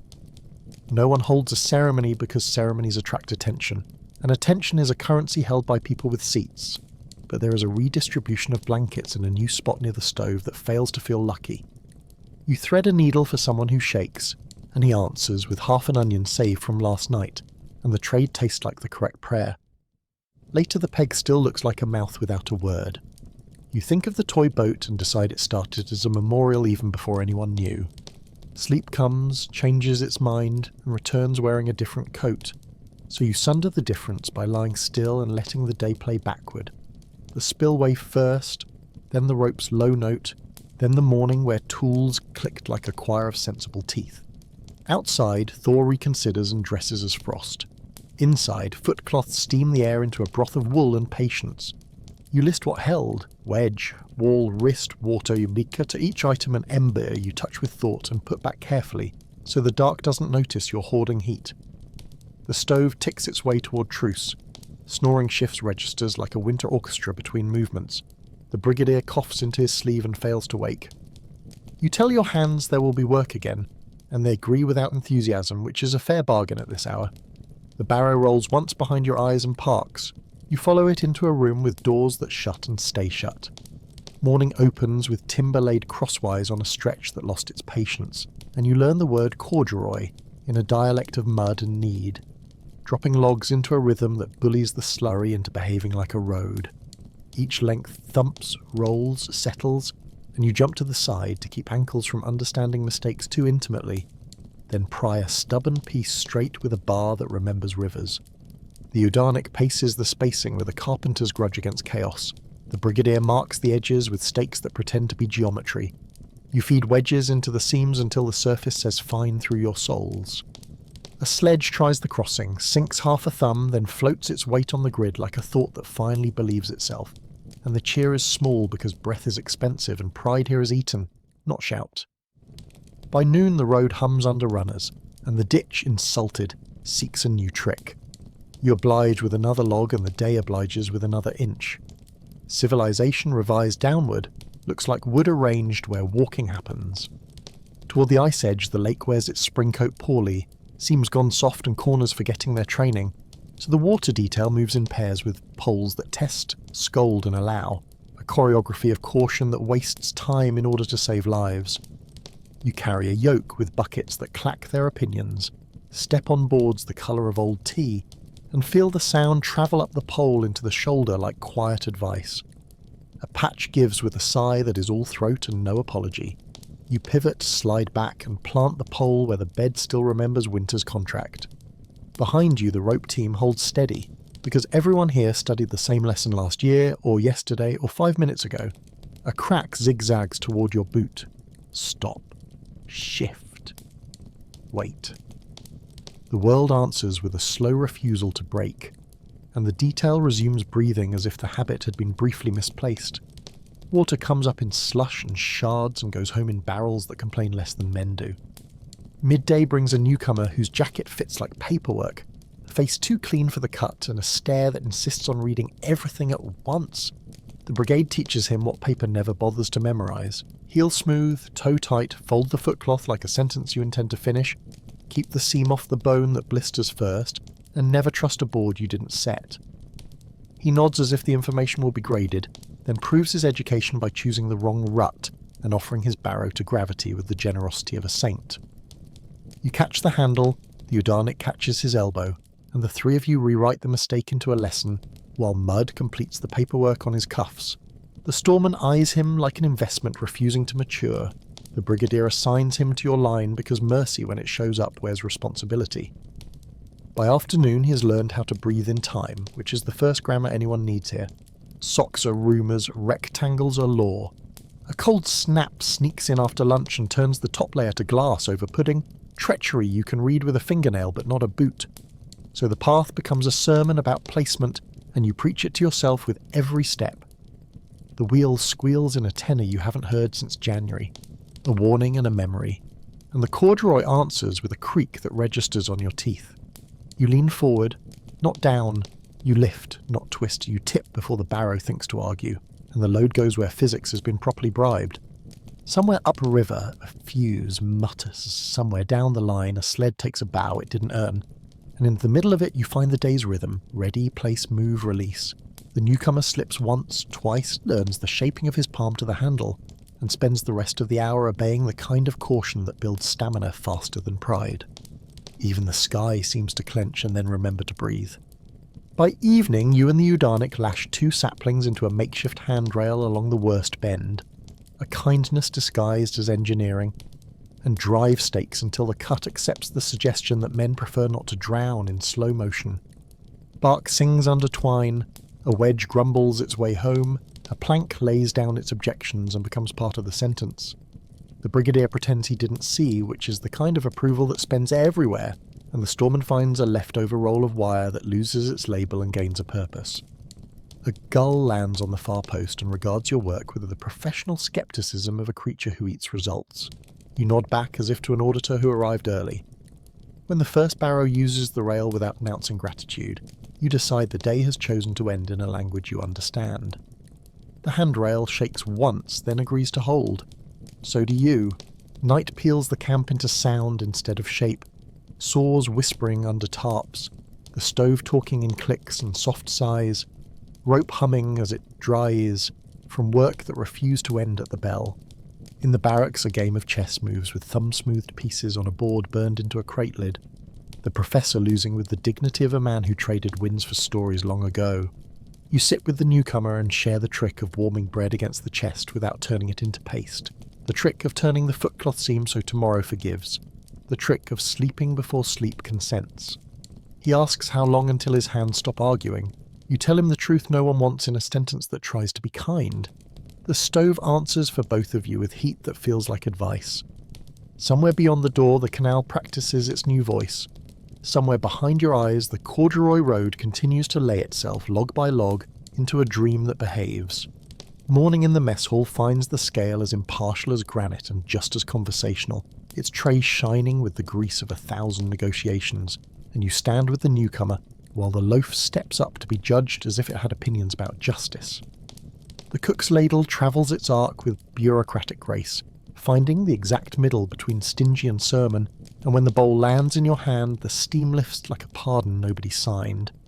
You teach the trick of saving a thumb's worth of bread under the jacket where chest heat softens the edge into kindness, and you demonstrate the cadence that turns hot kasha into minutes, spoon, swallow, pause, breathe, repeat. Posters beam down from the walls as if starch had moral authority. The newcomer learns to keep his eyes on the bowl so hope doesn't trip him. When he thanks the cook, the man nods at a spot 3 inches to the left of your face, which is how affection dresses here. Breakfast is still motivational speaking, but today it manages a sentence you can finish. By mid-morning you walk the line with him, shoulder to shoulder through the corduroy stretch that rephrases mud into a statement. And you talk in verbs because nouns are heavy. Plant, lift, place, tip, return. His barrow rides higher than sense would recommend, and you show him the angle that invites gravity to collaborate instead of complain. The slight tilt that empties the tray without slopping dignity onto boots. At the bend, the sapling handrail shakes like a nervous witness. He tests it, hears the twine sing, steps more carefully, and learns the small bowmen give to wood that prevents funerals. When his finger swears at the handle in a language made of splinters, you unwrap a strip of linen, lay it across the knuckle, and tie it with the confidence of someone who has spent too much time with rope. He flexes, nods, and the barrow moves as if it had listened. Competence is contagious. Arrogance is not immunization. That night the professor arranges the air into stanzas and recites a poem he keeps in the exact drawer where names used to live, metre falling like a rope across a gap you didn't notice until it shortened. He doesn't quote lines people would recognise from a poster. He chooses the sort with mud in the shoes and weather in the lungs, the kind of words that forgot their marble long ago and are better for it. The chessboard waits, pieces stalled mid-argument. The stove contributes a soft I am in ticks. Men drift closer the way moths misunderstand lamps. He pauses to sip from a tin cup that remembers soup and says the last few lines to the ceiling so they can cool before landing. Nobody claps because applause would bruise whatever this is. You lie back and let the syllables file the rough spots from the day, and when he finishes the barracks has shape again. He folds the poem into silence and the silence holds. Freezing rain tries to be a theory before becoming practice, a skin of glass on the corduroy that converts every decision into a multiple-choice question, with wrong answers graded immediately, so the brigade raids ash barrels like scholars raiding a library and sow the path with grey grit that smells of yesterday's warmth. You mix sand from a stump where the bank collapsed last week with cinders, throw handfuls ahead of your toes, and hear the music of ice changing its mind. The handrail earns its keep in 3 languages. The wedges complain, then settle into loyalty. The saplings creak but hold, which is all anyone asks around here. Runners hiss less. The wheel dials its squeal down to a key even the storeman hums along with. The newcomer learns the trick of stepping where ash makes constellations. By noon the rain decides to grow up into sleet and then retires to think about its choices. Weather does not fill out a change request. At the spillway the Udanic counts under his breath and you match him without looking, a duet that belongs to the muscles more than the mouth. And in the pause between loads he asks the question everyone asks eventually. Did your number used to be a name you liked? You answer with the shape of a town and a door that shut without negotiation. He nods as if towns were tools and doors another kind of quota. He says he used to work at a mill where machines talked faster than people, and the floor vibrated like a thought about running. Here, he adds, the ground speaks slower, but it still wants the last word. You stand with him watching water obey, neither of you sentimental enough to call it beautiful, and both of you stubborn enough to respect its honesty. We work so the water has a line to read, he says, and looks back to the ditch, before the sentence can embarrass him by being true. Evening hunkers down with the stove and the barracks schedules its breathing like a train that knows the stops, and you stretch your hands toward heat until the skin remembers that pain is a kind of information, not a thesis. Bread softens against the chest and you score it with a thumbnail so tomorrow will know where to bite. The footcloths steam into obedience and you smooth the heel fold with a palm that has learned every bone by first name. Outside the canal prats is the word water in longer phrases, and the toy boat has beached itself under a plank where the puddle grew shy. A veteran with 8 inches of service and a flag made from bark. You lie back and let the day file itself. Handrail, ash, spillway, poem, bread, breath. The last thing you notice is not the ache in your wrists or the knot at the base of your skull, but the way the room holds everyone at once without dropping a single name. The cut can keep its memory. Tonight, you keep yours. Morning returns with edges sanded by the night's quick freeze, a thin glaze slicking the corduroy so every log shines like a bad idea, and you walk the line laying fistfuls of cinders ahead of your toes until the road clears its throat and agrees to be walked. The sapling handrail sings in the new cold, a twine note you've come to read like weather, and the wedges that argued yesterday settle deeper with a tap that feels like punctuation. The ditch wears a skin of lace that breaks where the water insists. You trace its preference with the flat of the shovel and let current do the rest. The newcomer learns the ash pattern quickly, scattering grey stars into slick places until grip returns to the world. Breath goes white and tidy. Rope stiffens into obedience. The wheel finds an old squeal it remembers from leaner months, and then forgets it again as the grit settles. An hour later, the path behaves like something designed. Civilization survives in small patches stitched with cinders and twine. At the timberline, the saw team has been arguing with the spruce since dawn, steel whispering through rings older than the map, and by the time the trunk sighs and agrees, the air smells like cathedrals no one remembers to heat. You and 2 others knot a rope harness across your shoulders and lean until the sledge groans forward. Bark scoring the runners, chips stuttering from the butt in dry bursts. The Udanic calls the cadence. 2 steps and plant, 2 steps and plant, and the log begins to believe you. Snow squeaks with an old grammar that once meant deepest winter. Today it means traction. At the bend, the corduroy accepts the weight with a creak you feel in teeth, and then load slides easier, as if the road has decided you're serious. You set the butt by the crib, trim a shoulder with 3 clean bites, and fit the length where the wall asked for muscle. A wedge listens, then holds. Someone exhales the word good without wasting the syllable. Lunch is pine needle tea with a biography.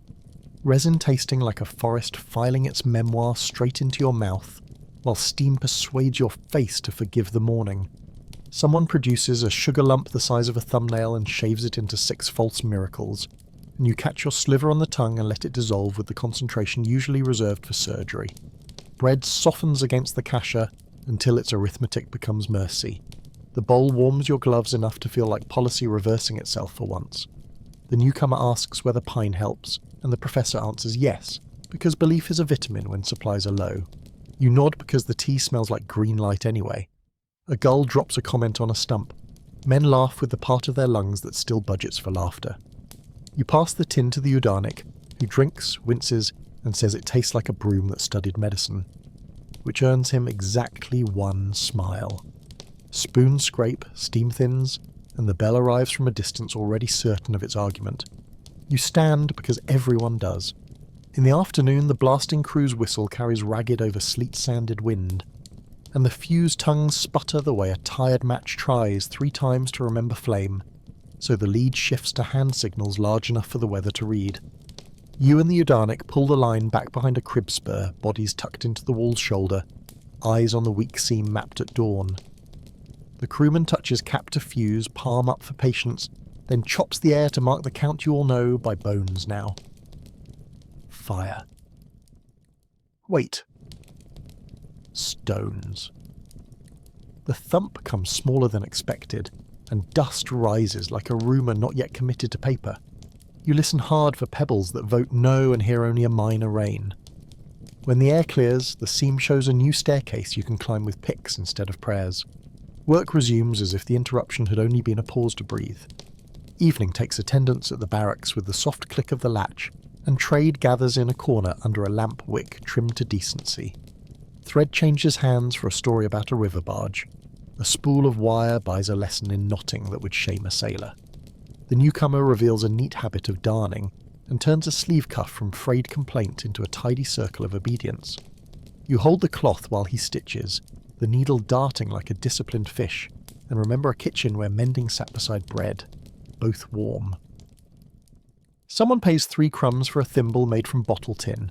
Someone else auctions a button with 2 holes and a history. The stove approves with small ticks.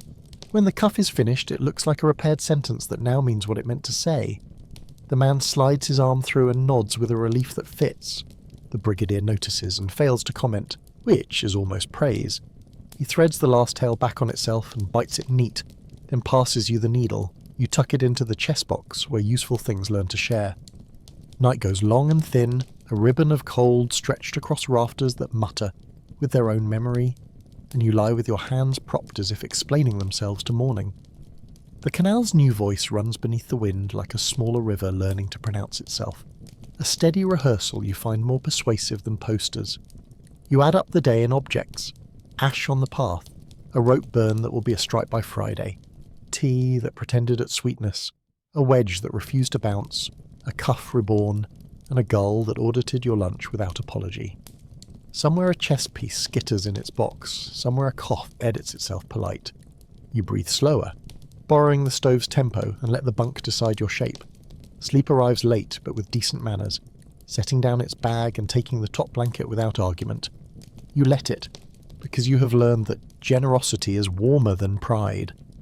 Outside, the handrail knocks once in the wind and then remembers its duty. Inside, the footcloths cool to a truce. You promise your hands fewer splinters tomorrow, and accept that the promise is mostly ceremony, which oddly helps. Dawn opens on a bank that has forgotten its edges again, so the brigade lays 2 planks over a suck hole that keeps auditioning for lake. Each board a sentence you hammer into the paragraph of mud until the grammar holds.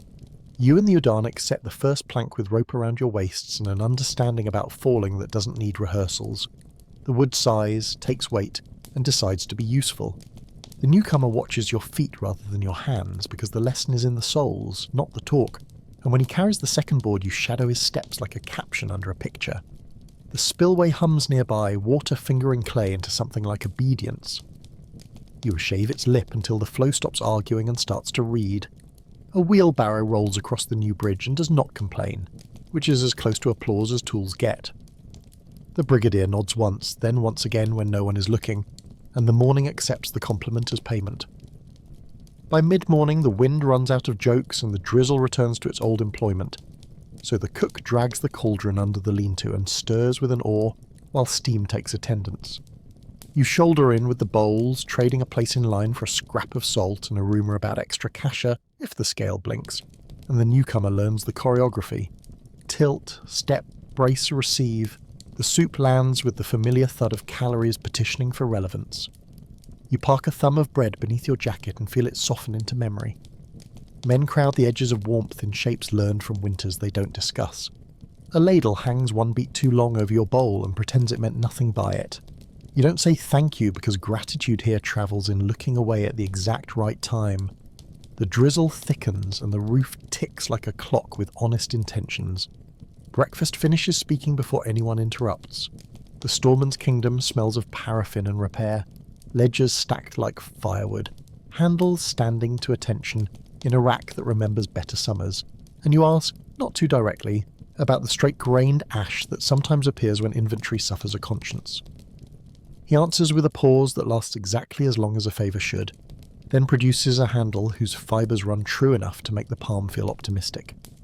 You pay with a file you no longer need, and a promise you hope not to keep, then re-head the shovel outside where the light can supervise. The ephemeral bites down like a ring accepting a finger. A wedge taps home and forgets to argue. The newcomer watches with a quiet that means he is counting strokes. You hand him the mallet for the last 2 so the tool will remember his voice. The good handle forgives yesterday, within reason, and today you feel yourself forgiven enough to return to work without superstition tripping your boots. In the first aid barrack, the feldsher squints at a splinter that went exploring under your nail, then reaches for a sliver of metal shaped by a generous file, and the kind of patience that survives on tea.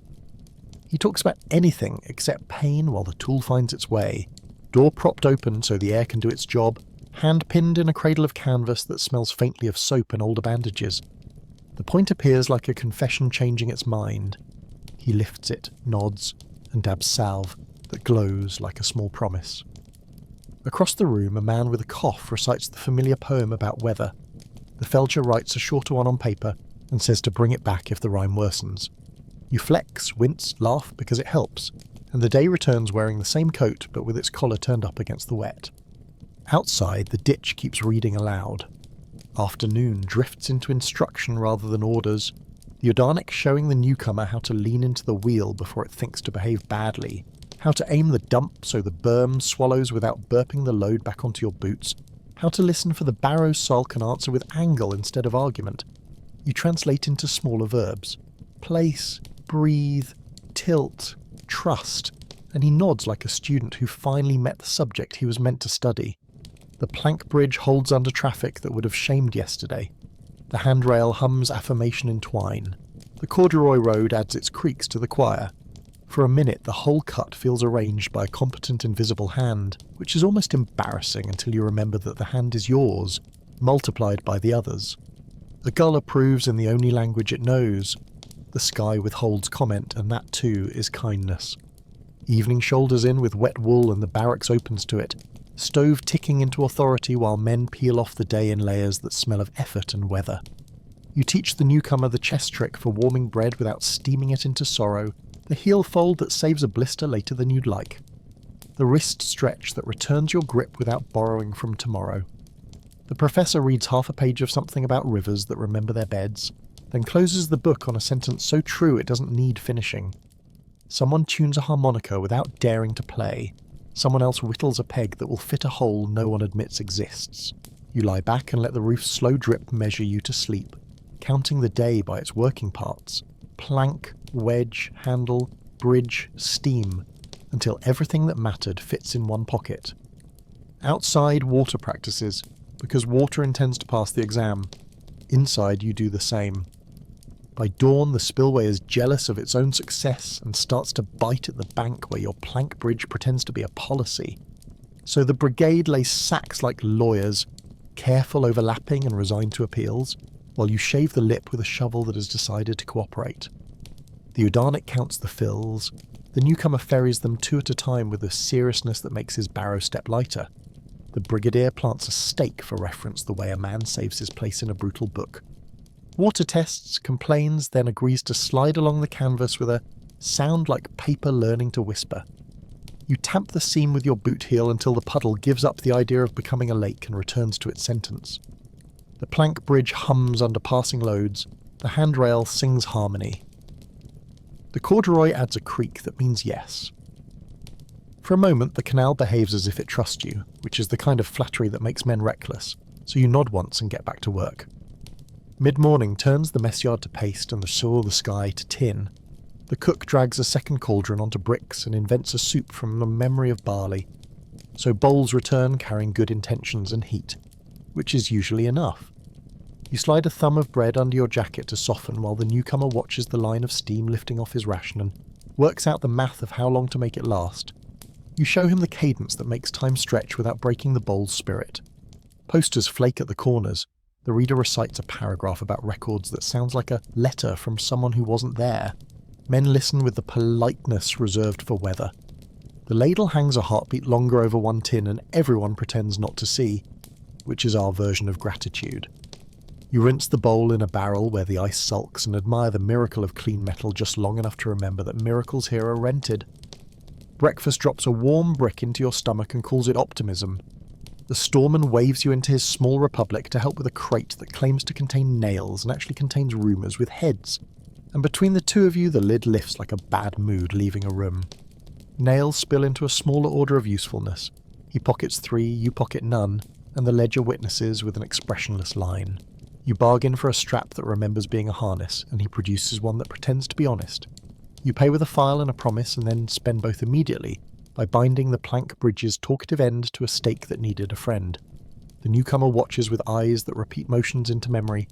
You hand him the awl and he learns the twist that persuades wood without insulting grain. When the strap draws tight, the plank stops rehearsing collapse and decides to stay in the scene. The storeman nods once to the air, which is how he says you did not waste his morning. Commerce has its own weather. Today it cleared. In the first aid barrack, the feldshare turns your palm to the window and watches colour return to the fingers as if sunlight were a diagnosis, then wraps the wrist again with canvas that smells of soap and resolve. He asks Papiol, pins and needles, about which tools talk worse to your forearm, about whether the splinter under the nail decided to move on or stay and charge rent. You answer in the grammar of pain that learned to be specific.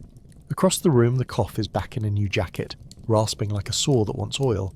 The felcher's face makes a note and his pencil makes another, and you see both are the same shape. He slips a tin into your pocket, a smear of salve that thinks it's a plan, and tells you to sleep with the hand high as if hoping for a promotion. You thank him in the local dialect, brief, plain, looking at the door, and return to a day that pretends not to have waited. Afternoon, the ditch remembers to be a lesson, and the lesson is slope. You and the Udarnik run a line with a twine and a nut, and convince a stubborn patch to accept a smaller ambition. The newcomer carries stones to armour the edge where water tested yesterday, laying them like commas to slow the flow without insulting its grammar. When a slab slides the wrong way, you catch it with a shoed foot and a lever's gentle opinion, easing it home so no one gets to file a complaint. Gulls hold a committee over the timber pile and vote unanimously to keep watching. The brigadier approves by failing to speak. For a brief half hour, the wall, the spillway, the bridge, and the barrows all move in a choreography that looks accidental from a distance and inevitable from right here. You glance at the sky and realise you are not racing it for once, which is the only luxury this job issues on time. Evening folds the camp into steam and paraffin. The barracks breathes in long sentences. The chessboard opens to admit a game that knows it will not finish. You share the day's inventory with the newcomer, strap stake slope stone, and he shares the trick of tightening a knot with a wrist flick that saves fingers when gloves fail. The professor reads a line about rivers memorising their routes, and then closes the book to let the idea cool. Men sit with it the way bread sits near the stove before softening. You warm your ration against your chest and count every reason it will taste better than yesterday, and exactly the same. You smooth the heel fold and acknowledge the blister you didn't earn today because angle and patience shook hands. Outside, water keeps practicing. Inside, tools hang in silhouettes that look like letters of an alphabet you can nearly read. Sleep walks in late and doesn't apologise. You make room anyway because tomorrow wants receipts.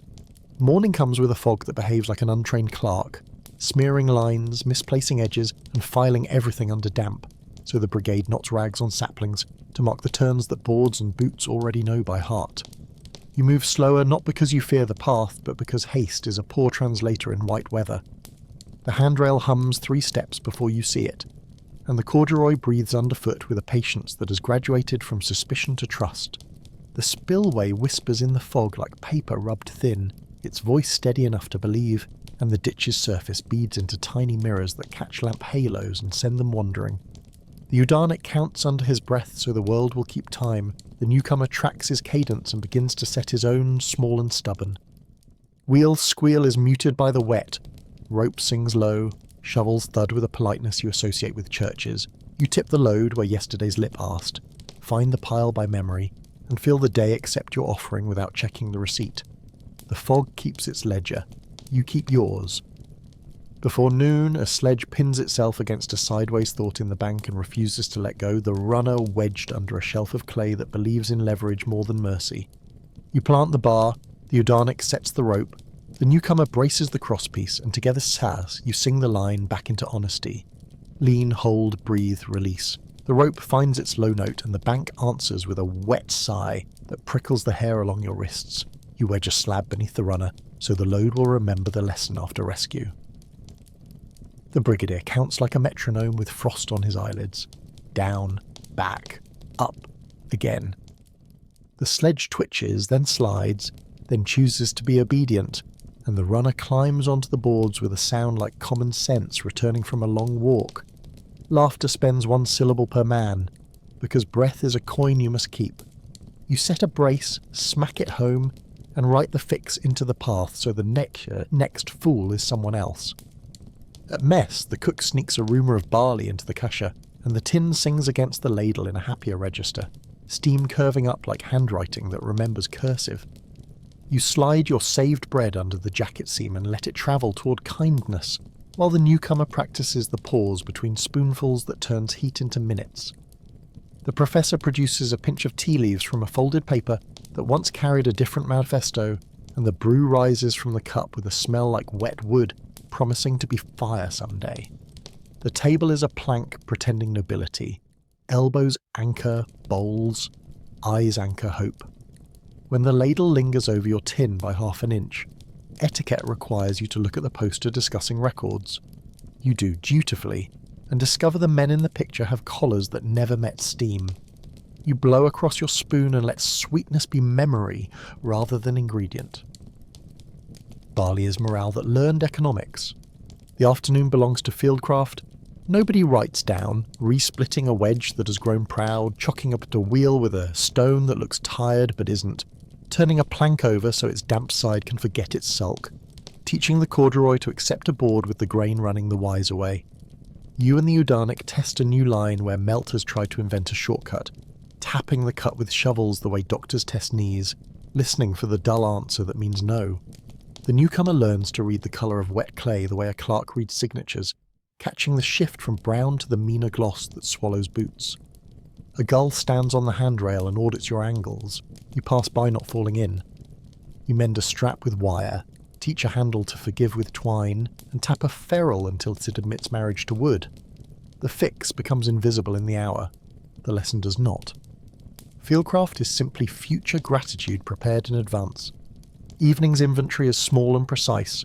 1 strap that did not fail, 2 wedges that held without applause, 3 planks that carried their share, 4 hands that learned each other's timing well enough to keep a sledge from choosing the river. In the barracks, the stove writes its memoir in chapters of heat. The harmonica tries a scale and declines to finish the tune. The chessboard resets to an opening the professor favours because it permits conversation. You trade the newcomer a needle for the story of a mill that talked faster than people, then show him how to backstitch through felt without cracking the nap. He turns a disc of bottle tin into a thimble with a lip that won't bite, and it fits his finger like a reason to be careful. Someone sifts the ashpan and finds a lost button.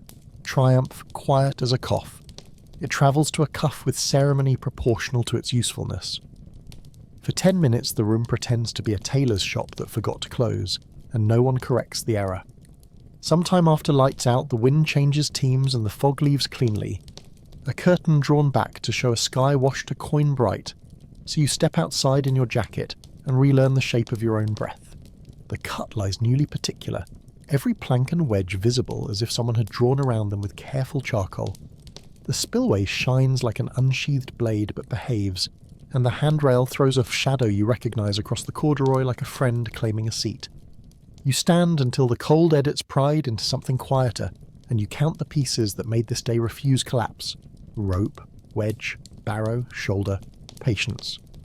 Somewhere a fox leaves punctuation in the snow and disappears into the spruce. Somewhere, ice tinks from a branch and adds a footnote you don't need. You go back inside before sleep can accuse you of ambition.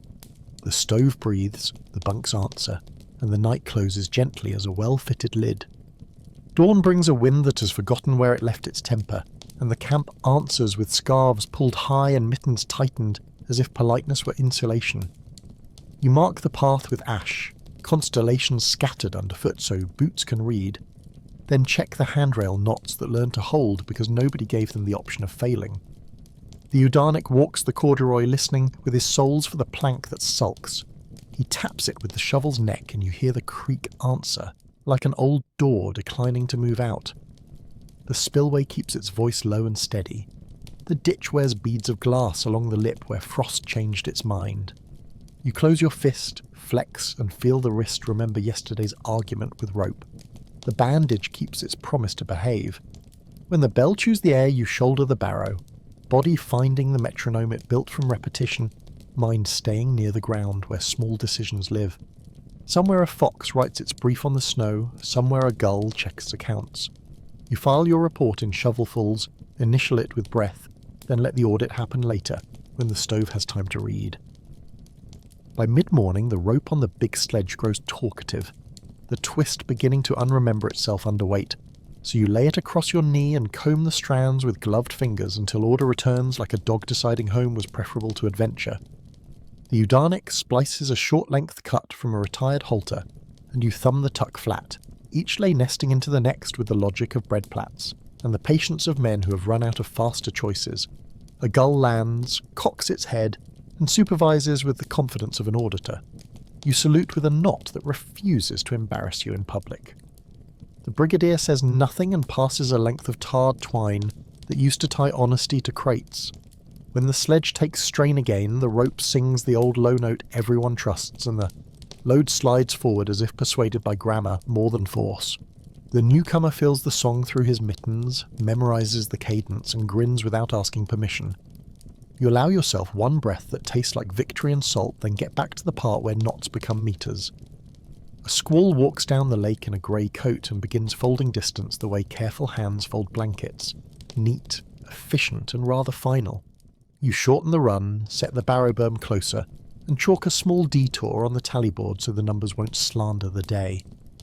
The brigadier approves by not erasing your arithmetic. Rain needles, wind edits, and the wheel sings a thin wire song that might be pretty if it weren't attached to effort. You answer by lowering your centre and letting the handle live closer to your hip. The corduroy earns its keep with a tone that says yes, but do not hurry. You pass the handrail and feel the twine hum under Weather's fingernails, a small assurance that somebody remembered you. When the squall finally forgets your name, the path is still there, a sentence written in wood and will, and you read it once more just to be sure, because trusting survival takes practice. The newcomer laughs once at nothing in particular, which is how men spend relief without creating debt. At mess, the cook finds a jar of pickled mushrooms that must have fallen behind a crate months ago, and a smell like forests under snow spills into the line so quickly that even the posters glance down to check their bowls. He dices the treasure into democratic slivers, and a spoonful lands in every ration, brightening the kashar with a tang that startles the mouth into gratitude. The professor names the species as if roll call applied to fungi. The felger advises moderation and then takes his share with clinical speed. You lift the tin and the steam fogs your face, memory tugging you sideways to a kitchen where mushrooms fried in butter sang louder than politics, where a warm pan made argument pause. Behave. The newcomer laughs when a slice escapes and chases it with the seriousness usually reserved for sermons, catching it on bread like a juggler on his first good day. For 6 minutes, the mess hall smells like luck, and the room forgets to be careful with its happiness, which is the closest thing to a holiday anyone plans here. Work returns you to the spillway where the bed has slumped toward mischief, and you line stones along the edge like commas, intended to slow a sentence without insulting its meaning. The Udarnik hands you a slab the shape of a shoulder blade, and you bed it into the clay with your palm, heel pressing until the water chooses the narrower way with a sound like agreement. The newcomer learns to listen for that vowel and to mistrust the consonant splash that means you invited turbulence by accident. He rearranges 2 pebbles and the current forgets its tantrum. A plank settles an argument with gravity and stops ticking. You set a wedge where the bank wanted to shrug and it thinks better of the gesture. The brigadier, who measures praise in grams, nods once and pretends he was checking the sky. For a moment the channel behaves as if it had been designed by someone kind, and you pretend to believe the rumour because it spends the same as truth. Even the gull approves, briefly, before returning to its stricter accounting. Night leans in with a bruise-coloured sky, and the barracks brightens by necessity, lamps shaking halos onto mittens hung like faded flags, boots opened at the throat to drink heat. You sit with the newcomer and sew a button rescued from the ashpan onto his cuff, the bottle-tin thimble clicking softly, while the professor pretends to lose at chess, so a story can reach the end of its sentence. The Udarnik oils a pick with bacon scrap and hums a hymn that belongs to no church you've met. The Feldshare warms his hands on a mug and watches everyone without making a show of it. You pocket a thread-off cut like a promise to fix something tomorrow, then tilt your bread against your chest until the crust remembers gentleness. Outside, the spillway keeps reading. Inside, sleep takes the bunk beside you and does not ask your name, which counts as luxury in a place where names are expensive and numbers travel cheaply. You close your eyes and let the room hold you up, long enough to forget the wheel's grammar. Pre-dawn remembers discipline and files everything under crisp, so your breath draws lines, the wind reads aloud, and the boards recover their good manners as if night had coached them.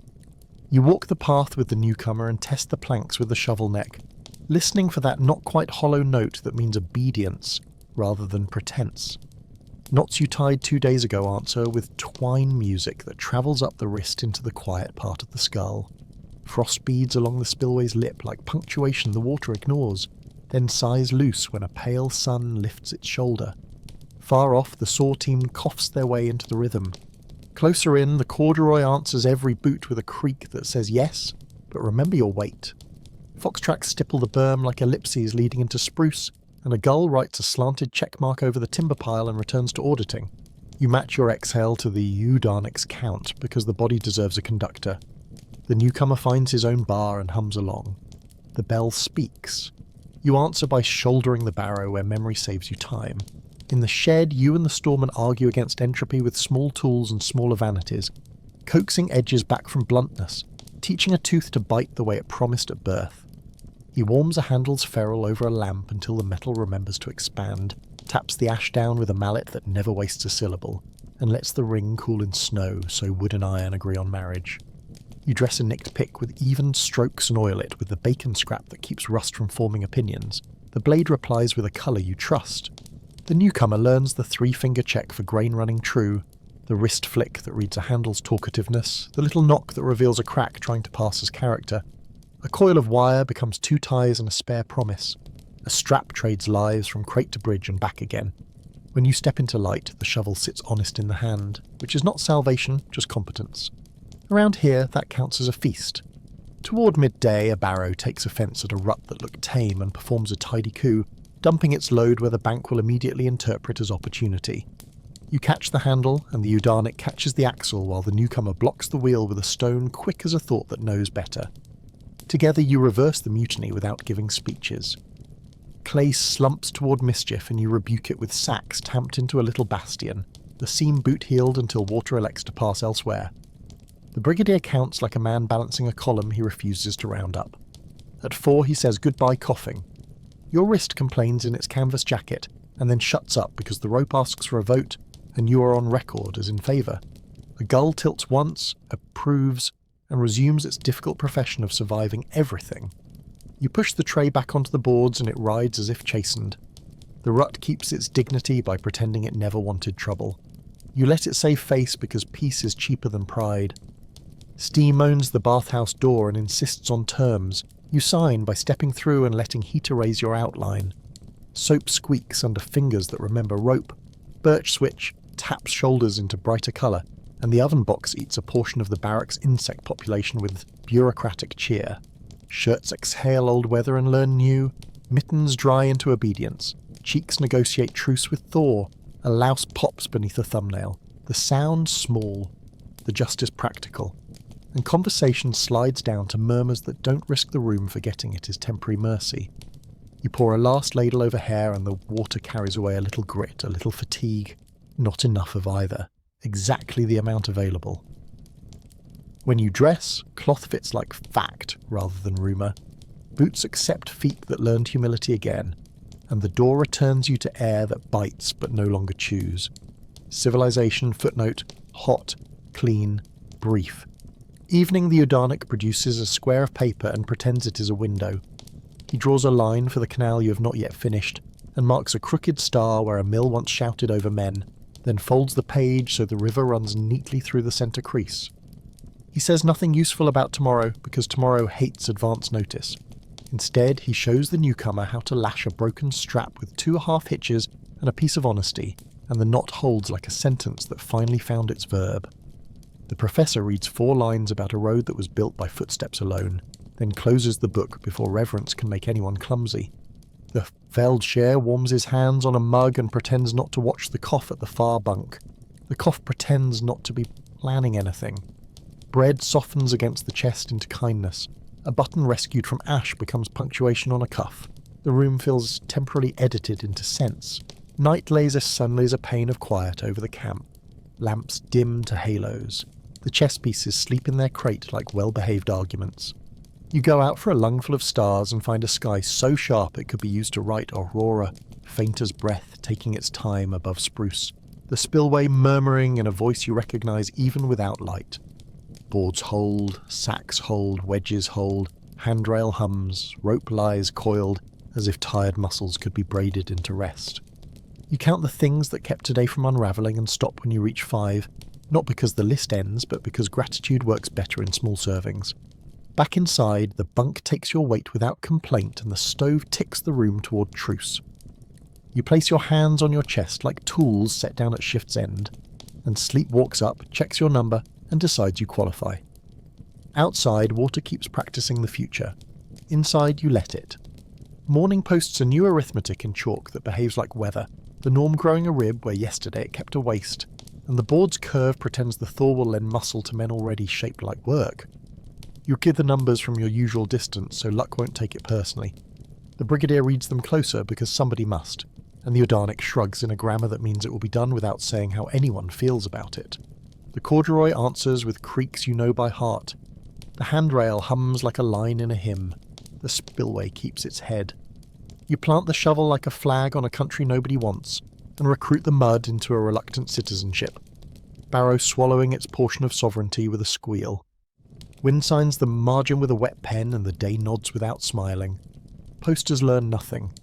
You lean into the first lift and remember that quotas are forecasts printed by people who have never seen rain. Forecast noted. Boots on. Near noon the bank offers drama where it promised grammar, and a shelf of clay that used to mind its business remembers the idea of falling. There is a sound with no room in it. Crack, lurch, hold. The sledge kisses the edge and attempts romance. You take rope, so does the Udarnik, so does the newcomer who has started moving before being told because competence is a reflex in this climate. Lean, breathe, count, down, back, up, and the runner admits board with a squawk that registers in your bones. A wedge slides home and thinks better of leaving. The bank sulks back into shape. Someone laughs exactly once and spends the rest on breathing. You check the handrail's knot and retie the top hitch, twine cutting a line across the mitten that will be a story later. The Brigadier coughs the syllable for good, and everyone believes him. The mud remembers your boots. You remember the part where falling did not happen. Work resumes without applause. The newcomer repays the morning with a repair you didn't ask for, sanding a handle until the grain feels like obedience, then trimming the shoulder so the ferrule seats with the quiet certainty that makes tools act like promises. He files the pick to a bevel the rock will respect and oils it with bacon scrap until the edge shines, like an idea that won't embarrass itself. You watch his wrist learn circular patience and feel a small, private relief move through your chest like warmth you forgot to expect. He tests the balance and hands you the handle so the tool will remember two voices. You give it back because ownership is not the point here. Agreement is. When he takes a first load across the plank and neither Barrow nor Bridge objects, you feel your own step lighten half a gram. Teaching is a way to rest without stopping. He grins once, then hides it in work, which is etiquette. At mess, the cook discovers a jar of brine that admits to having once met fish, and a thumb-sized tale arrives in each bowl like punctuation in a sentence that had been running on too long. The room brightens by a small candle width you can taste. Steam writes on your face and the kashar forgets to be only arithmetic. The professor names a sea you've never seen. The Udarnik says all seas are just water-solving distance. The Brigadier stares at the poster and lets the extra sit in his bowl until heat becomes rumour. You slip bread under your jacket and count spoonfuls so time will believe you when you claim to be patient. The tale tastes like salt and memory, both of which the body recognises without asking the ledger for permission. Etiquette requires looking away from kindness. Everyone complies. You rinse tin in a barrel where ice sulks, and for a second, clean metal looks like an argument you might win. Evening folds the yard into lamplight and the barracks into a tailor's whisper. You set a new strap on the plank's far pin, and the bridge stops discussing collapse in public. The newcomer turns scrap tin into a second thimble and gifts it to the chess box so repairs can pass more easily between bunks. Someone trades 3 crumbs for a button. Someone else pays a story for a length of wire. The economy tolerates no inflation, only gratitude. The Udarnik tunes a hymn that never finds words, and you find yourself humming the handrail's note without realising it. A gull taps the roof twice, as if to register a complaint. The stove edits the temperature into legible paragraphs. You share the trick of backing off a knot while it's still in the idea stage, and the newcomer nods like a man who will teach it to somebody else later. The room holds. When the lamps go dull, the day decides to stop arguing, and the cut outside takes a breath you can feel in the bunk slats.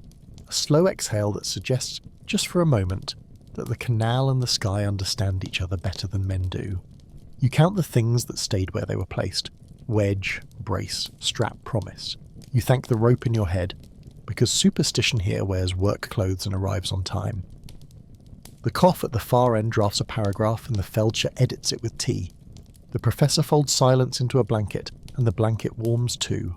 You stare at the ceiling until the knots become constellations only you recognise, then close your eyes and let the wheelbarrow roll across the dark without spilling. Sleep comes like a clerk carrying papers stamped approved. You sign with both hands. The morning after the squall, the cut looks newly honest. Edges trimmed by weather that did the job of a careful supervisor, and the brigade steps into the work the way a choir steps into a hymn it knows by bones. You and the Udarnik walk the spillway with shovels carried low, tapping clay into good behaviour and bullying one flashy bend back into modesty. The newcomer runs a quiet ferry of stones from the timber pile and learns which shapes speak fluent current. A brace gets reset by 2 thoughtful knocks. A wedge that spent the night dreaming of escape is reminded of its oath. The handrail hums each time a barrow grabs it without looking. Somewhere behind the shed, a fox leaves annotations where snow still holds a page. Above, a gull underlines sky with a straight, sceptical wing. The wall stands like a sentence that took editing personally and came out stronger. You touch it with the back of your glove and accept what it says. At midday, a notice appears about a film night that no one believes will happen. A poster taped to the mess wall with a picture of men who look like their collars made them brave. And the room reads it the way men read New Weather, politely sideways, deciding whether to carry an umbrella anyway. The cook claims the projector's bulb is a rumour with wires. The storeman suggests that electricity is a theory best left to summer. The Feldscher smiles into his mug and counts coughs instead of votes. The Udarnik predicts the reel will snap just after the heroes lift their finest shovels. The professor says he will attend for research on myth. You eat, breathe steam, and tuck your bread under your jacket with the care of a man smuggling hope in small edible pieces. The poster curls at one corner, remembers humility, and the bell speaks first. Film night becomes work afternoon, which is the channel's default programming. Later, toward the lake, you teach the newcomer the quiet emergency of ice that looks domesticated and isn't. The way a grey stretch can sing no, and then whisper yes if you test it with a pole and a friend who knows rope. He nods, learns to slide instead of step, to carry his dignity low, to trust the board only after it agrees 3 times. The water detail breathes in pairs and buckets climb from the hole like modest trophies, hoops clacking against the yoke to keep the rhythm where lungs can reach it. When a crack sketches itself too close to the path, you answer with a detour written in planks, and the day accepts the correction because it recognises its author. The rope never leaves your hand, which is its way of speaking. You return with shoulders hot from the cold, and the newcomer says thank you, in the dialect that wastes no air. The lake keeps its secrets, which is kind. At sundown, the professor brings out a fragment of a map like a relic, edges gnawed by pockets, and traces the thin, decisive line a canal becomes when it graduates from rumour to geography. He does not say we made this. Instead, he says men once moved rivers because paper asked them to, and you study the way the pencil travels as if the page was softer in places where hands had insisted for years. The Udarnik marks the timber pile with a dot that looks larger than honesty. The brigadier pretends to disapprove. The Feldscher pretends not to smile. You imagine a boat passing here with cargo that doesn't include your breath, a low-engine conversation replacing the wheel's squeal, and for a moment your chest opens in a way that feels like weather leaving. Maps are what work writes to the future, and the future answers in boats, or so the story hopes. The toy ship on the puddle says amen with silence. Night becomes generous with stillness, and the barracks spends it wisely. A needle makes circles, a strap accepts its job, bread softens against a chest that has earned the privilege of warmth. The newcomer turns his tin thimble and nods at the way it catches lamplight. The Udarnik files one last tooth until it pings. The chessboard advances a pawn like a modest confession. You lie with your hands flat on your stomach so the wrists stop rehearsing rope and the fingers stop inventing handles. Your breath chooses a longer measure and keeps it. Outside, the spillway murmurs 3 regular lines and a grace note. Inside, storing arranges itself into a low choir. You have learned to ignore until you miss it. A louse meets justice and nobody files paperwork. For a few minutes, the room feels like the answer to a question you didn't dare ask. which is what mercy looks like in winter. Toward midnight, the wind lifts the cloud and the sky rewards patience with a slow curtain of green, aurora smudged but sincere, and you go out with the Udarnik to watch without pretending to deserve anything. Boards speak under boots in their new cooperative grammar. The handrail throws a shadow exact as a ruler. Frost writes delicate footnotes on sacks that will be mud by noon. It will float, he says, without mentioning boats, and you answer, it will hold, without mentioning walls, and the agreement is a kind of handshake between men who prefer verbs to speeches. You go back in before the stove remembers to sulk, tuck bread where it needs to live, and let sleep do the arithmetic of repair. Outside, the ditch practices its handwriting. Inside, your ribs accept the metronome. Gallows humour would ruin this, so you leave it where it belongs. Tomorrow. Dawn arrives with a sky the colour of tin cooled in snow, and the brigade moves early because the thaw has started telling small lies again, the kind that begin as puddles and end as decisions. You tighten the strap on the bridge's far pin, hear the buckle click like a modest oath, and step onto the plank with a barrow that has learned curiosity must walk behind caution. The handrail hums approval, the corduroy creaks in a key that says behave. The spillway holds its line and reads cleanly from left to right. The newcomer spots a seam where Clay thought of shrugging, and patches it with stones the size of grammar. Small, persuasive, patient. You and the Udarnik share the shovel between breaths, the rhythm light enough to feel like habit and heavy enough to feel like work. When the bell sounds, you answer with metal on earth, a signature everyone recognises. At mess, a miracle the size of a thumb arrives in each tin, half a hard candy from a crate that fell out of time. And the room practices generosity by pretending it isn't happening, so the cook can do it again next week. The candy cracks and melts into a patience the mouth didn't know it could afford. Steam fogs your vision and makes the poster into watercolour where heroes blur into the weather. The professor mines the wrapper for text and invents a city you prefer to believe. The Feldshare smiles at nothing in particular. The brigadier keeps his sweet in his pocket like a promise he doesn't trust yet. You demonstrate the old trick of pressing bread under the jacket seam. The newcomer nods as if he invented it, and you don't correct him, because invention is also a ration. Breakfast ends, bowls shine, and the bell proves punctuality as the virtue left when choice goes missing. Work returns with ordinary complications instead of extraordinary ones, which is what passes for luck.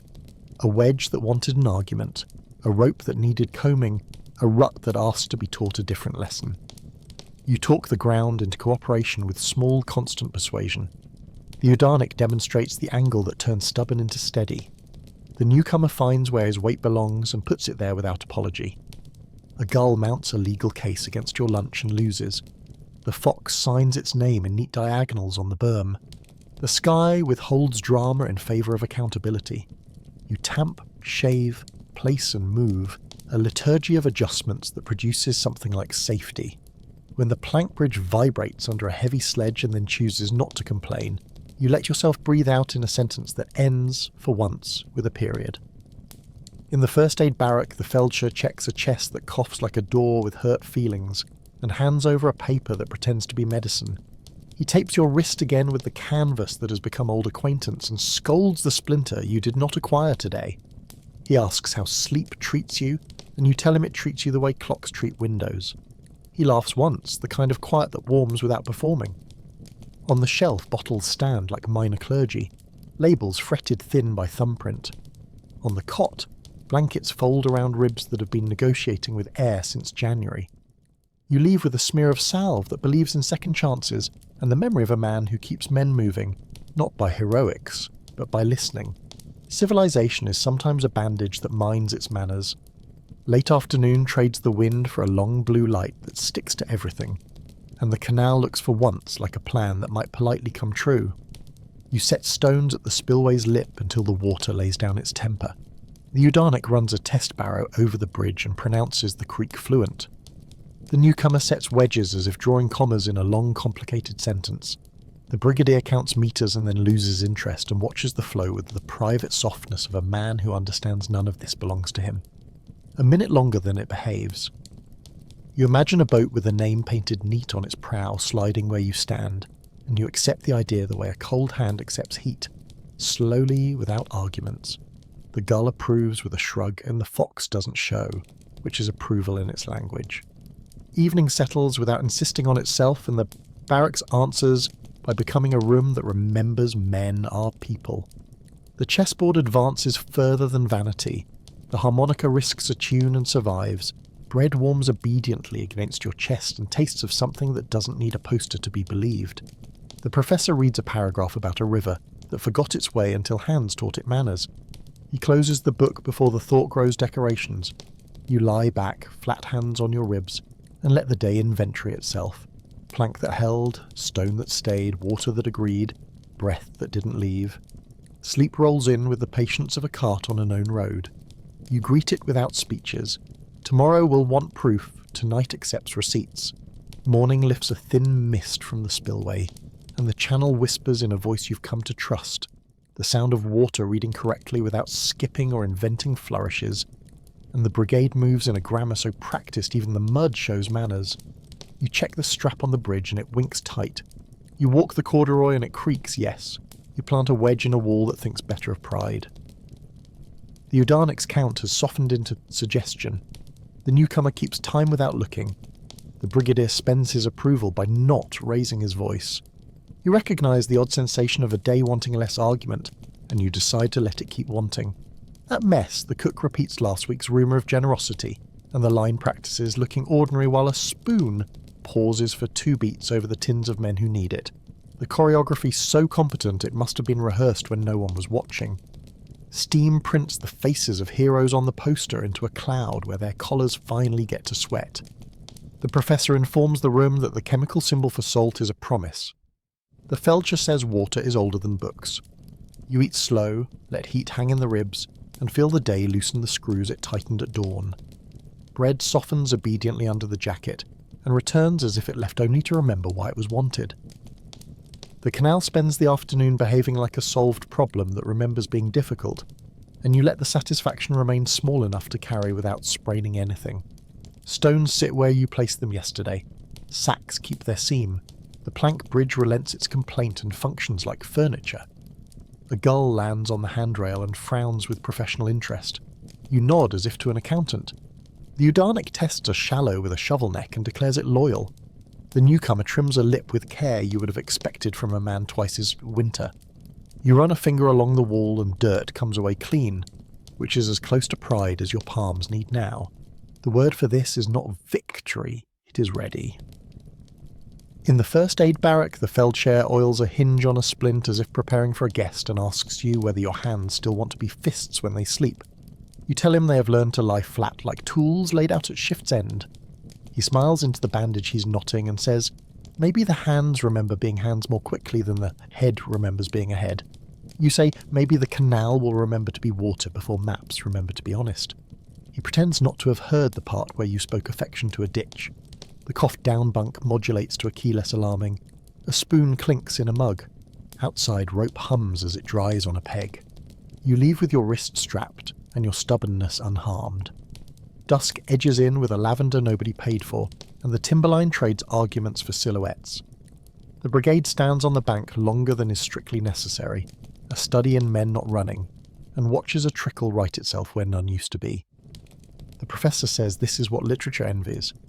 The Udarnik says this is what work looks like when it stops shouting. The brigadier says nothing and lets the hat brim translate for him.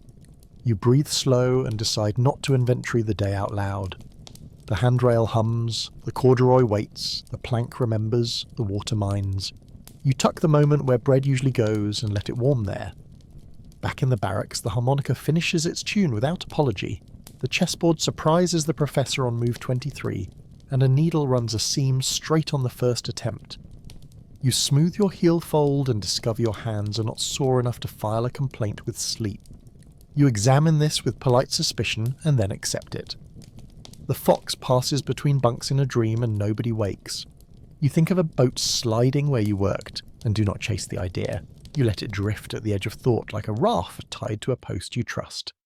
The stove ticks yes at regular intervals. You take the cue.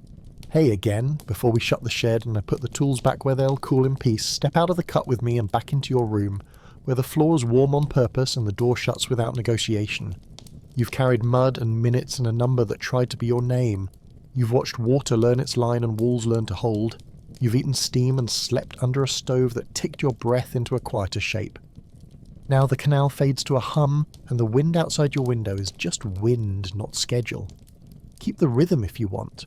Plant, lift, place, tip, return, but let it guide you to stillness rather than meters. You can set the barrow down. Nobody will call you back tonight. If you enjoy this kind of misery, well, you survived it. That's enough of a like. Here's the quiet part I promised at the start. Hands that have moved mud also moved a line on a map, and lines on maps move what comes after. Boats, freight, letters that arrive in time, stories that don't apologise for being true. The price wasn't written anywhere people outside could read, except in the grain of handles and the way rope-shaped wrists, except in the cold under a hat brim and the small mercies traded in steam. When somebody sails this route in years, you won't count. They'll feel a smoother moment at a bend and not know why the river decided to be patient there. They won't need to know. You will. You were there when patience was taught. Tonight, look around your room and let every simple thing announce itself. A tap that gives hot without being convinced. A sock that is a tube instead of a rectangle with homework. A chair that never leaves splinters as a calling card. A bed that does not remember strangers. None of it is small. Not after the cut, not after the handrails twine and the corduroys creak. Not after rescue ropes that sang you into the right kind of tired. Touch the door and feel what it means when wood chooses to be boundary rather than weather. Turn the light and let electricity mine the darkness so you don't have to practice with lampwicks in your head. If your mind keeps working, let it work backward gently. The plank bridge being persuaded to hold, the wedge that accepted a sermon, the spillway lip shaved to obedience, the puddle boat crossing 8 inches of skied, the fox writing footnotes on the snow you could understand. Let it keep the sounds that deserve to live, rope's low note under strain, the pick's clean ping after filing, a stove writing its memoir in small ticks, a ladle tapping tin in a cadence you learned by heart. Let it forget the parts that bruise for no good reason. If a cough wanders into the room, give it tea and send it home. If a poster tries to speak, turn it to the wall. You get to curate. Breathe slow with the stove that isn't here, and the handrail that is now only a thought. Take a long inventory of nothing needed. No shovel, no pick, no rope, no tally board, no red pencil pretending to be weather. Count something else. The way the floor gives back warmth. The way the pillow knows your name. The way your ribs move when they are allowed to set their own metronome. If gratitude feels too formal, call it relief and let it sit on the chair for a while. If pride tries to stand up on the bed, smile and tell it to take a seat. It can stay, but it doesn't get to make speeches. When you close your eyes, the canal will keep practicing without you. And that's the good news. Water is patient, and so is sleep. Hear the wheelbarrow in the distance if you like. Softer now.